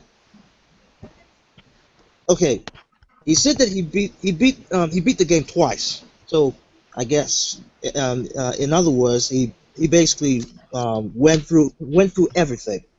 But at the same time, he said upon reaching the final boss, he still had problems with the controls of the game, or basically saying that by the time he reached the final boss, it felt like he didn't learn all of the bells and whistles or maneuvers of the R-Wing. And I was like, I kind of wish that he was much more specific, as in he still hadn't learned the totality of the controls when he beat the game once or twice. I wish he was more specific on that. But that also at the same time, I'm like, okay, if you felt like you haven't learned everything, and if I'm putting a big if here, if you've played it twice, then doesn't that mean that there's a replay value in that game? There is. Yeah, that's the whole point about it. This game has replay value. That's what I'm trying to say at the beginning. Like I said, people talk about, and right now you see on the screen, this is if you have the Fox Amiibo, which was if Fred Fox was here, you could get the original Star Fox, the Star Fox NES R-Wing. And sounds and everything like that. But go ahead. I was saying yes, it does. It is that. I mean, replay is something that majority of gamers now. And again, if you're poor or if this is whatever setup, I understand. I'm not again. It's not saying nothing negative, but people are always going to take it as that. So I don't buy. Okay, let's put it this way. I'll do it the other way. Me and Katie, once we buy our games, we keep them. And we play them afterwards. That's just us. After how many times we've beaten it? Yeah. Well, we just keep our games. We keep our games. As Katie could tell you, we have a closet like over close to 100 games for DS and right, Katie, like. Oh yes. like us, the classic in the bonus room. We got GameCube, the DS, 3DS. Like it's like a chest full of games. And it's not because we're Nintendo fanboys and girls. It's because we enjoy the games. Yeah, we buy. Like I said, what I told people, I don't buy bad experience. I buy games that I like. And some games I like, Katie don't like, and some games Katie like, I don't like. But we still buy the games and have them, so we play for enjoyment. So that's what we're doing, right? That's what we do. So we have, like I said, so anybody who I was saying that, like Cage would know this too. If if gaming stops today, we still have tons of games to replay. While other people have returned their games to GameStop to get their credits and everything else, played, sit at the beat it, and go ahead, and looking for that that gamer tag and gamer number and achievements. Like I said, look, beating the game is achievements. Star Fox has its own. It has medals in this game. If you want to get all 5 medals, you really got to learn how to play this game to do it. You want achievement system? That's an achievement system right there, folks. Yeah. Yep, indeed. and they had that was in Star Fox 64. So that wasn't even like now that they're doing it. No, they did this back then. So that's about it in that regard. So this, like I said, if you the reviews, I see what people talk about the reviews. It is what it is, but I enjoy it. I look like so far, everybody. I hope, Cage. I would love to hear your thoughts after you play the game, of course. Anybody out there who picked up the game, again, the game is a good game for us. We got replayability to the game. If for other people out there, as you've seen again, this is where the walkers look on the NES style of the version, which is kind of crazy, look a little polygon itself. But it has the replayability. I like it. We enjoy the game. I will say I'll ask this to since Kanoshi, you're not Kanoshi. Ron Katashi don't have it. Aniston, how do you feel about Guard? What? Star Fox Guard. Star Fox Guard? Yes. It's a nice additional game, and essentially it's easy to pick up and it can be quite addictive, almost as much as Star Fox Zero. And essentially, if you don't like Star Fox Zero, you might like Guard. Okay. Me and Katie, we play Star Fox Guard. We understand how it is. Basically, it's Five Nights at Freddy's Miyamoto style, without the jump scares. And the story is kind of weird because I like how they're saying we got to protect the metal, but Grippy he's tricking everybody. As he sends out the signal to get robots to come, and he's taking the rare metals from the robots. That's how it is set up. So it's a fault. It's funny how that story works out in that regard. So I'll leave it to that right there. I'm gonna try to be. I'm sorry guys. Like I said, I know this was gonna be long, so I'm gonna get into answering some of these questions quickly, and then. So many. I know, that's what I'm saying. I'm trying to answer this quickly as much as I can. It's 10 o'clock, so I'm going to go through this as fast as I can. So, I'll go with Josh S. And he asks, who's your favorite and least Star Fox character in both the Star Fox series? Oh, no, both in Star Fox and Star Wolf. So, between the teams of the 4 characters, which one is your favorite and which one is your least? So basically, I'll start with KD. Which is your favorite and least in Star Fox, and then least and favorite in Star Wolf? I don't have a least for any one of them besides. Okay, hold on. I don't have a least for Star Fox. I don't. Okay. My favorite, I guess. Right. Well, if it's Star Fox Zero, it'll have to be Fox. And really? Not Falco? I love Falco. I mean, I really do love Falco. Falco's my second person. In Assault, I loved Falco more than Fox. Okay. But he was that type of dick in that one. He was a jerk. Yes. He was still a cool one. He was still, not that much to me. He was still cool. Okay. Basically, they're tied. Falco and Fox. So they're my favorites, and I don't have a least because I love all of them, so I don't really have a least. And Star Wolf, if we're going the way that they're doing it now, Star Fox Zero, least favorite is Pigma because he's slime. Scumbag. And Iron. A double ham. yep, just a pork roast, you know. Wow. But of course, my favorite is Wolf. No, of course. I love Wolf. All right, Anderson, what about you?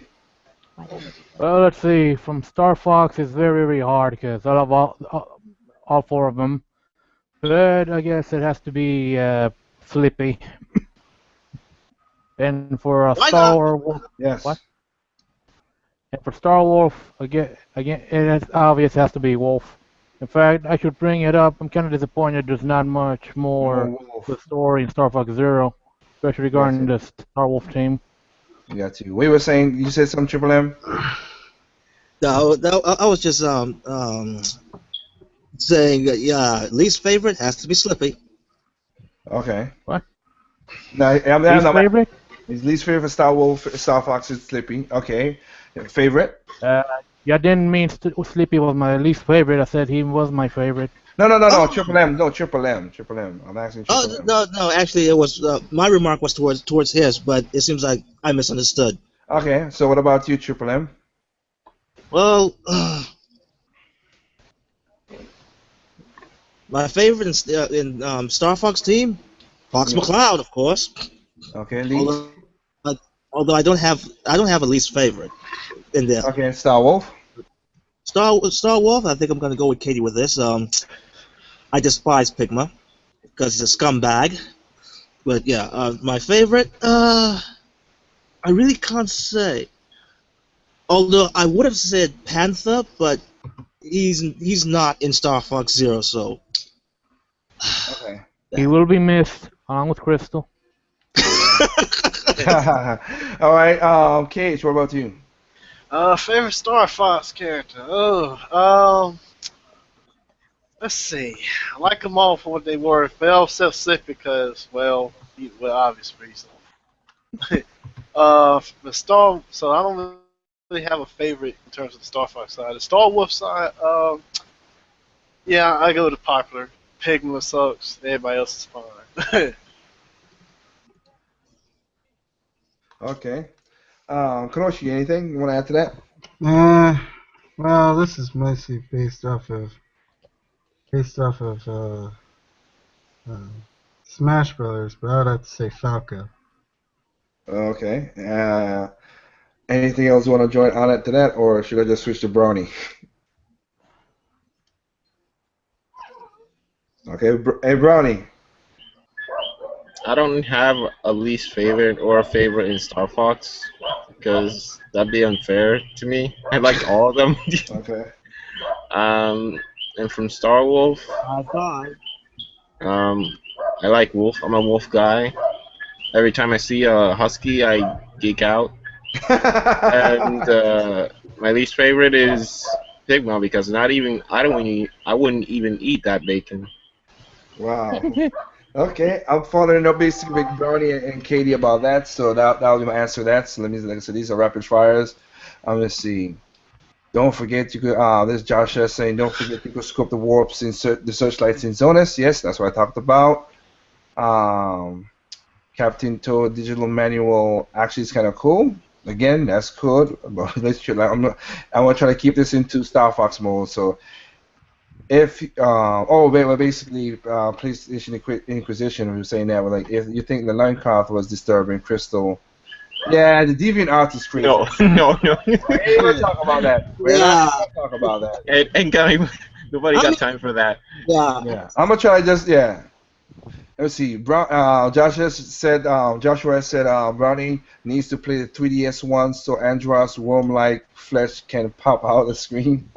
Oh my gosh! I'm like, that's wrong. That is so wrong. Josh, you really want to give Brownie some heart attack, right? Yeah. I might do it because in Metroid Prime 2, there was this thing that looked like a worm shark.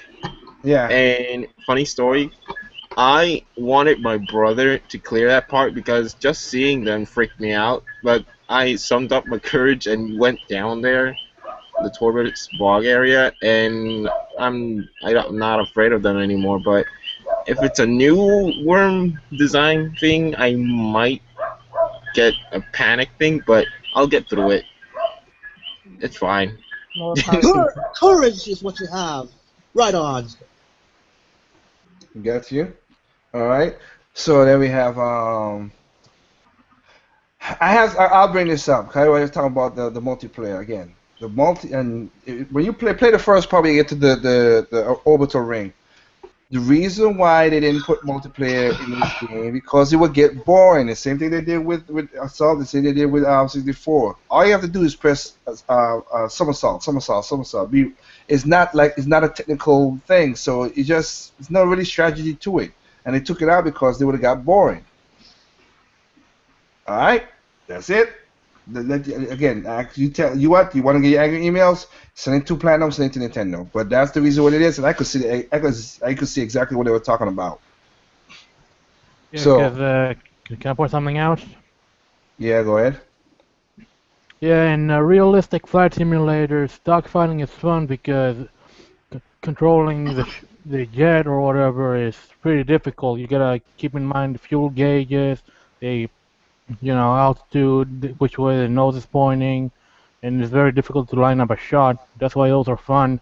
But when it comes to arcade games like Star Fox, the fun is in blowing up a lot of shit, and that's. Yep. Yep. So they read that. Basically, Josh asks, does Zero use his rumble? Mm-hmm. The vibrations in the controls, yes. He don't know, so it does.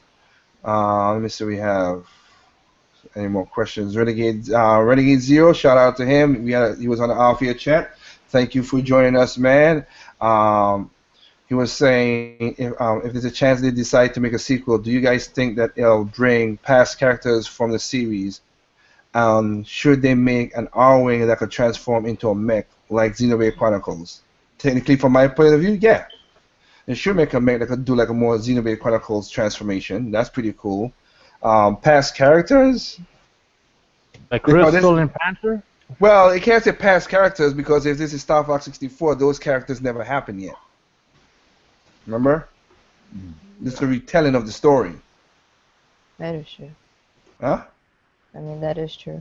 Yeah. So if they're gonna they could bring Crystal and Fox in the future back again. I think, like I said, depending on how this game sells, we'll see how that works out. So let's just wait for that in the future of the game. But the point of turning it into a mech like how Xenoblade Chronicles is, yeah, I do like that idea. I think that'll be pretty cool. Remember that Battle Begins anime? They name dropped Saria. Heck, Yep. Planet Saria. Yep. Heck, we haven't seen what's on Project Global from Miyamoto. Who knows? Yeah, he pushed that back. He says he's gonna push that back until he finds out what he thinks would work with that game more. So, let me see. So that's Renegade Zero with that. Let me see. Okay, he's responding to that. I haven't played Star Wars on the NES, the sequel, and the sequel. Also, one of the 60. I played one of 64. Okay, he's just saying Renegade Zero is just basically saying the games that he played. So that's cool. Let's see.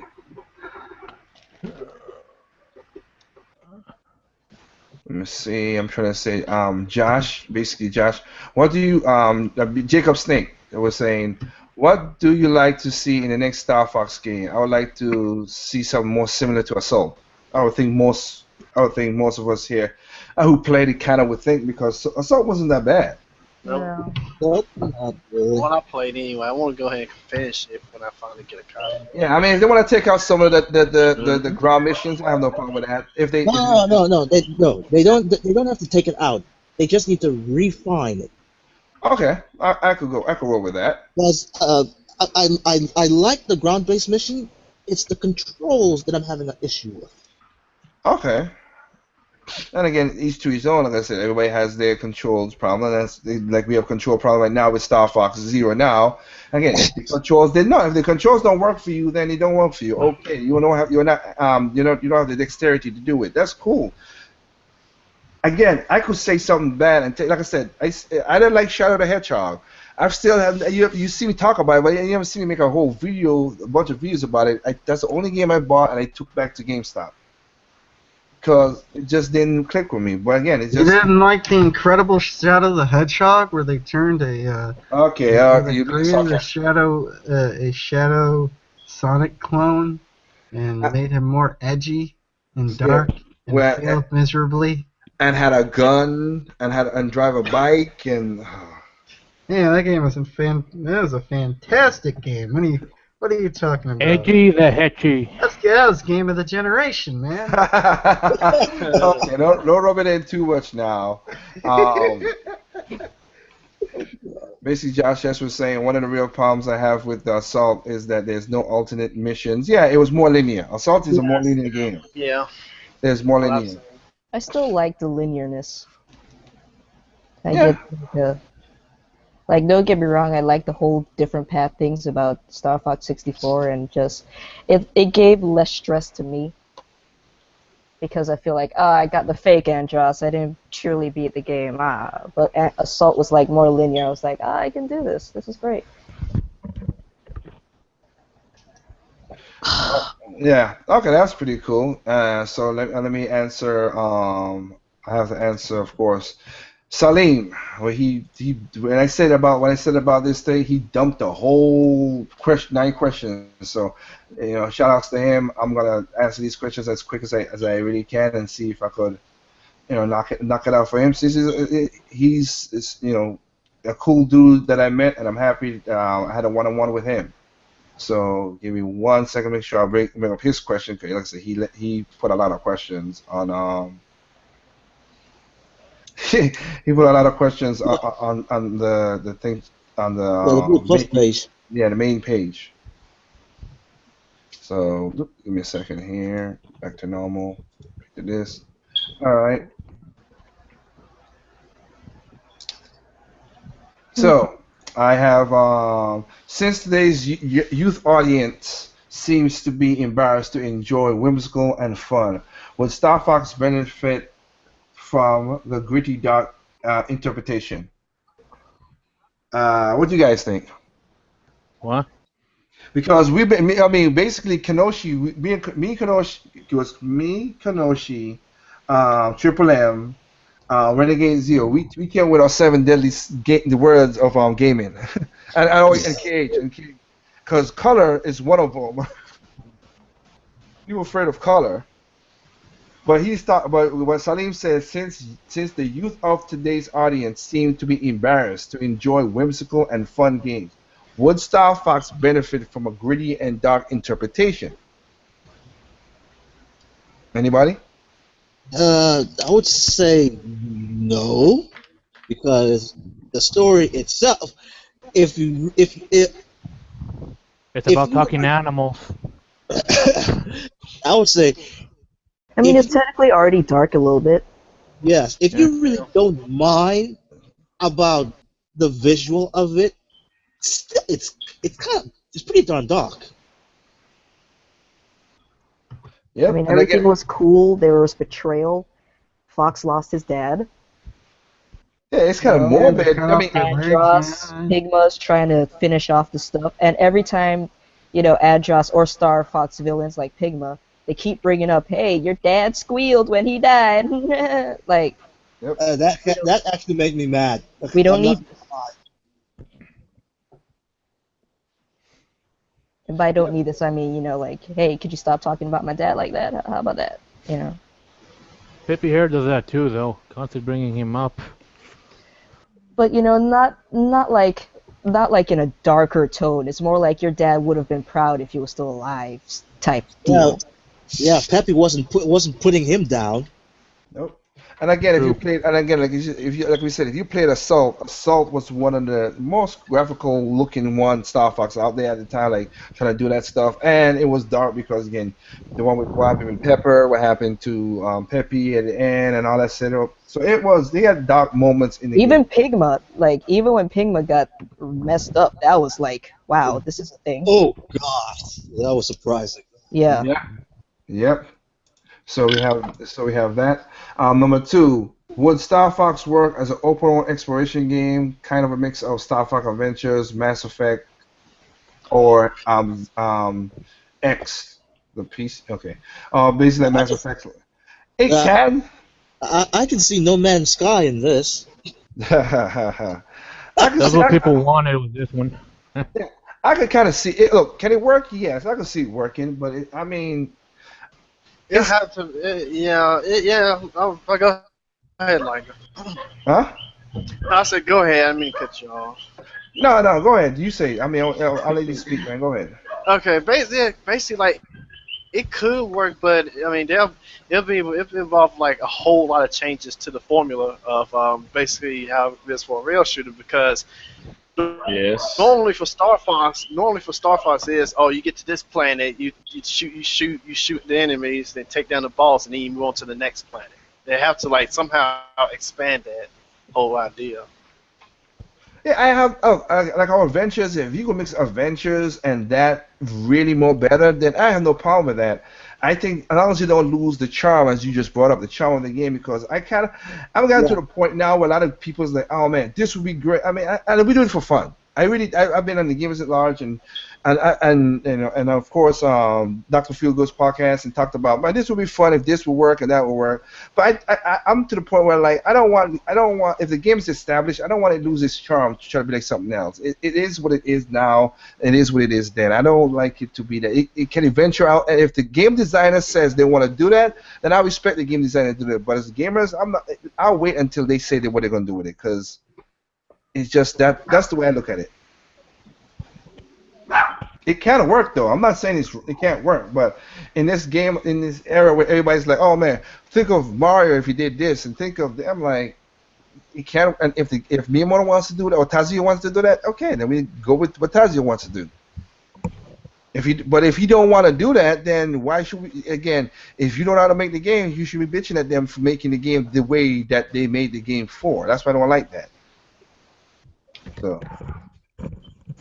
So let's go to the next one. I'm a big fan of the Transformer mech shows. The Walker aspects look very cool to me. Do you think that the future iteration of Star Fox will contain more of it? And would the audience, new and old, such as such an approach of staying far from the established tropes or formula? In other words, basically saying, I mean, he asked the question before with the whole mech thing. No, it wasn't him. It was Josh S. That's my mistake. Sorry, Salim. Like Josh S. said, like, yeah, I mean, they could expand on the Transformer mech. I would love to see Star Fox in, like again, like we just said, like a Xenoblade Chronicle kind of thing like that. That'd be cool. Basically, like Robotech. I like that. Like a real full. If they turn Arrow into like a Robotech kind of thing, that'd be cool. Because now see, they take that idea and make a new custom Robo game. How does that work?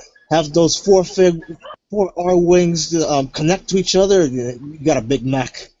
Voltron. Yes. Okay, hey, nothing wrong with that. But I can see, if anybody knows, Mark Cross or the Robotech, they basically you had a jet fighter that transformed into a half jet, half fighter, and then you transform into a full mech robot. So that would be cool. That would have evolved the Walker into like a real mech set down or whatever, or something like that. So that would be cool. The co-op option in upcoming Star Fox Zero is, to me, very useful feature as it allows me to play the game with my young kids. I've noticed that this is a possibility in Xenoblade where I don't have to, but I could override my son's control with the gamepad while using the Pro Controller and help him with the quick selections of art. Do you think Nintendo is shifting to a dad gamer strategy to offset the online shortcomings? I don't think they shift to it. I think they always had it. Remember, 60% of the people buy Nintendo games are family. So they take family. That's why you have an invisibility, the zero mode or invisibility mode, so kids can have it, and the co-op mode so one can control the arm, and the other one can do the shooting. It's like they want to sit. I mean, if I had kids, I'd sit down and play this with my kids and have fun with it. You know what I mean? So I mean, I don't think this one. You guys got anything else to add to that one?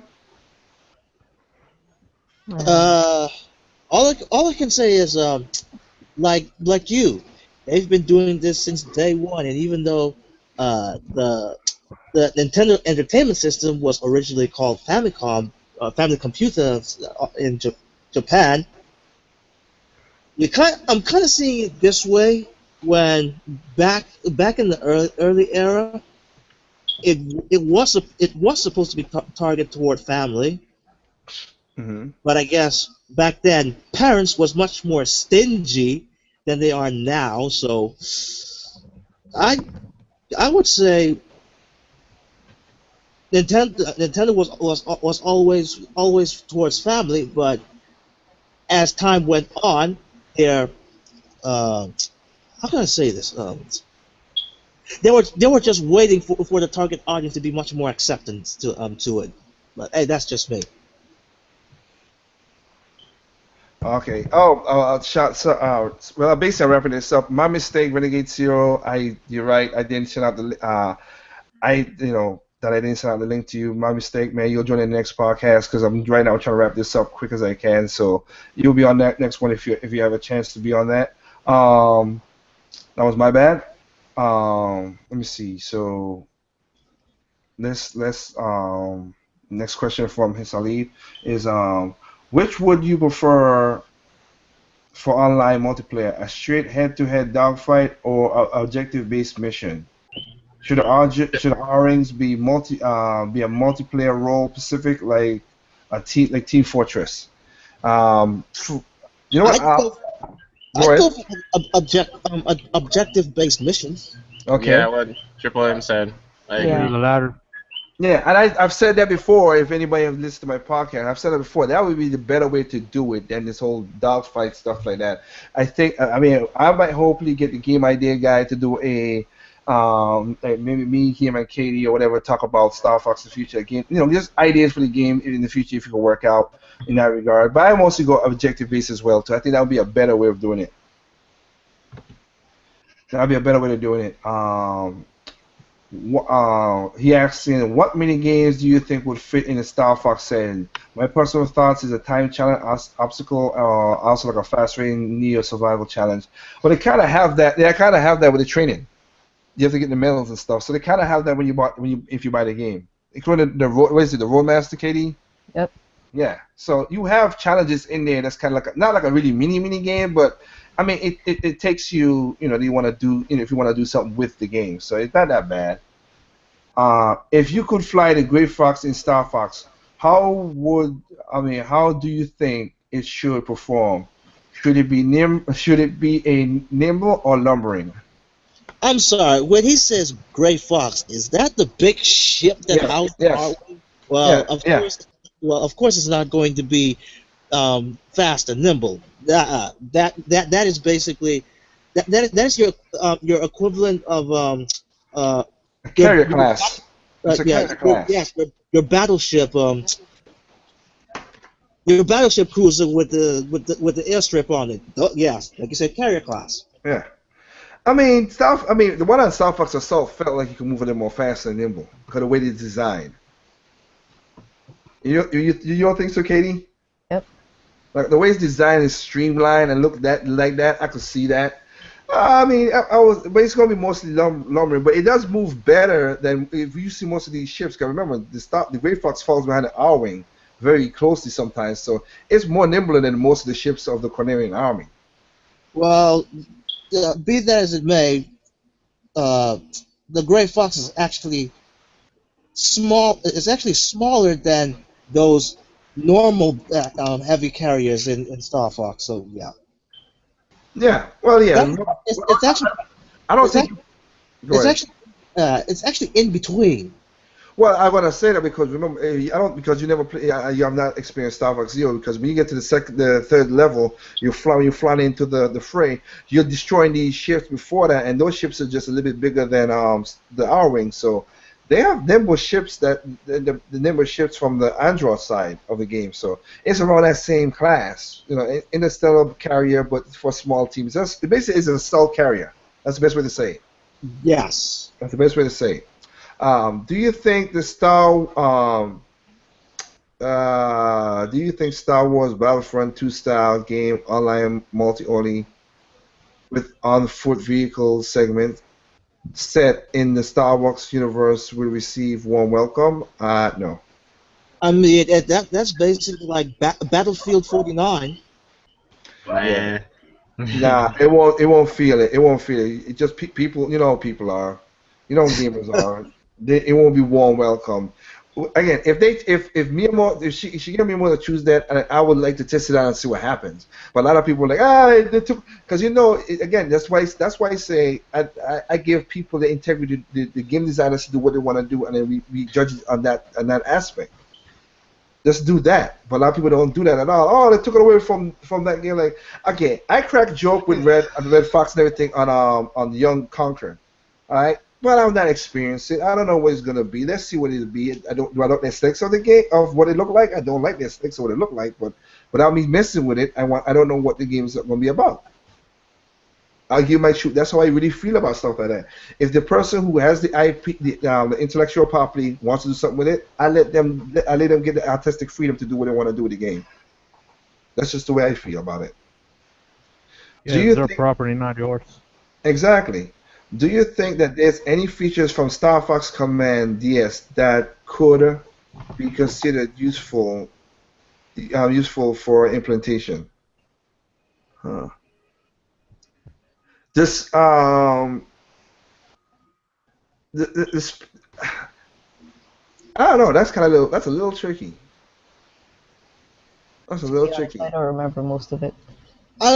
You know what? Maybe let's just say the part that you plan your formation or attack before you head into the battle. Oh yeah, Oh I yeah, forgot about that. that'd be cool. Yeah, that'd be cool. That would be cool. Yeah, you're right about that. Let me see. Or like in Star Fox Guard, where you can place the cameras where you want them. Exactly. Yeah, you're right about that. So, and then let me see, because and to be honest, to technically be honest, like as Triple M, anybody could see in the chat, most of Triple M could see, like we got a bunch of questions. I really didn't go through a lot, because of the time, which is sad. Let me see. It wouldn't be cool the next Star Fox, they reintroduce some of the characters from the canceled Star Fox 2. That's from Jacob. I mean, yeah, they would. I mean, anything that expands the lore, that'd be cool because they've been doing a good job of doing that. That's why I could like, just like Katie said, I like the anime because it showed you how they were chilling on the fox, on the Great Fox, and they got into the fight, and of course, it was pretty cool. And also, you got to see the civilians of Corneria, They're all dogs. which made me even more happy. They have faces. Yeah, there you go. You're right. They have faces, and With it's Star true. Fox, Go ahead. since it's space, you can go anywhere and do anything you want. Yeah. Even plays flight simulators and get mad like Falco did. Yep. Let me see. If Star Wolf had their own, okay, this is good. I'll answer this one. If Star Wolf had their own spin-off, what would it be like? I like to imagine it to be like Assault. There could be bounty hunters tracking down Star Fox, and maybe there could be a side pilot that a side plot with the Aperoids since the universe was reset. KD, I'll let you go with that since you're the Star Wars fan more than I know anybody else. Just like what we were talking about like the other day, Liger, I really, I mean, maybe I missed it, but just a little bit more fleshed out on the relationship that Wolf and Fox, like why they And his really father. just hate each other. I mean, Wolf has that thing about him. It's like there's some stuff I looked up on the internet. It was like, oh, and some things where it's like, oh, Fox is the one who maybe caused him with his eye, and it's like I just need a little bit more, backstory on Wolf. A little bit more. Oh, yeah. Just Wolf backstory because he's cool, and I want a little, what makes him tick. That would be. I wouldn't have no problem having a game called Star Wolf. No, we could. So yeah, I'm cool with that. If they reintroduce that as a next iteration to the game, so yeah, that would be cool. And anything to play as Wolf, please. You give me games to play as Bowser, but let me play as Wolf. Exactly. So, that would be it. Like I said, I have a bunch of questions on the side app. I can't answer all this stuff. I really couldn't. Like I said, from this is me to you guys out there. Okay, I basically like how Anderson put it. I don't care for reviews. I really don't. I watch multiple of them and get my own aspects, but I don't care for it. I mostly look at the game, see gameplay, see if that intrigues me or not. There are many games I picked up without even seeing that one review and just seen a little bit of gameplay, and I fell in love with the game. Sakura Wars is one of them. So SRW it wasn't even a review. I was in GameStop. I saw the box art like I used to do back in the NES days, and I was like, wow, let me pick this up, and I fell in love with the game. So reviews really don't think. So I would say the reviews are, I think for yourself. If you try it, like K.D said, if you try it and you don't like it, that's cool. No problem with us. We have no problem. It's your money. You work hard for your money. Buy what you like. If you see any videos that we talk about the negativity about these people who are contradicting themselves, it's because they ask for something and then they never tried it. They ask for something, they never tried it, and then they bitch about it. That's what we talked about. But if you pick up the game, or you looked at it and said it's not your cup of tea, you make one video about it on YouTube and that's it. That's cool. I don't have a problem with that. But it's just the harping all the time, over and over, is what gets annoying. So in that regard. So if you pick up the game and you enjoy it, you enjoy it. If you pick up the game and you did not enjoy it, that's all cool. It's your money. You spend it on what you spending. This is a hobby, like K.D said. We come, we enjoy it, we relax. So as Kanoshi said, we don't go with all the stress stuff and pick up all the stuff. When you relax, you enjoy the games, and then you play what you like. I don't know how it can't be no simpler than that. So, again, Star Fox came out. I think most of my people here, like most you hear our impressions about it. Hopefully, we're gonna have further on this game. Thank you guys for all the questions you put in the question app. Sorry I couldn't get to every one of them because there's a lot of them. Jeez. Some of them were comments though, not questions. Some were comments, but some also were questions too. Some of them were like questions I couldn't get to. Can I say something? Yeah, go ahead. If you're the person who's creating the drama and not letting others have their own opinion, look at the picture. I can send that to you. It's free. Well, I got you. You're saying, yeah. I mean, basically, like Josh just asked, do you think it should be a Star Fox that tells James McCloud's story? Yeah. That'd be cool too, to see how James became, how Star Fox originally got formed, with Pigma Dame. But basically, it was him and Peppy, and Dangma just came along because he was, he felt like he felt it was money. But I don't know. Again, I don't know if he took to a point that he was a plan from the dead get go, because we know himself he was greedy for money. We know that's how Pigma was. You know what I mean? So I don't know, but again, like I said, I just want to answer that question quick, Josh. So Josh, Renegade Zero, Dragoon, thank you for coming in. Anybody else who could have came in? SK Massive, everybody enjoyed the game out there. I know most of these guys I have here don't. I mean, Kanoshi, are you gonna have any of your cast coming up soon? Not sure yet. Okay, that's cool. Let me see. So I know Cage, of course, is gonna put up his gameplay on his channel. Go check it out. Basically, Google Plus, Triple M Anderson, you can see their very quick whip of repertoire of words they put under them Google Plus, which is funny as hell as always. And again, KD's, like I said, it's good to have Endo fully back on the cast. Hope we will keep on doing more in the future. With that, I have one video that's should be coming out Wednesday. And it's the video I was going to do last week. It didn't happen, but it's done and it's uploaded. So it's on YouTube already right now, but just in private mode until Wednesday. So Wednesday I'm going to release the video called Gamers Don't Listen, the 4K version. Oh my God. The 4K version. So it's going to talk about certain stuff, aspects of the 8th generation once again. So hope you guys will comment on that and for me for comment on that. And with that said, as usual, thank you guys for giving us your ears and time to listen to us talk about Star Fox and the series. And hopefully we'll do something like this later on for next series again, a story about that. But for right, maybe Zelda. But that's gonna be gotta be like 2-part or something because there's so much damn Zelda games. God dang it. But other than maybe I think I know. I'm not gonna go through the list like I did right now. Maybe just go like, what's your favorite Zelda game? What's your worst, least, something like that. To cut it down quicker. So with that said, you know the usual stance. There's no perfect game out there. What's perfect to you is not perfect to me. What's perfect to me is not perfect to you. Simply play them games and good night.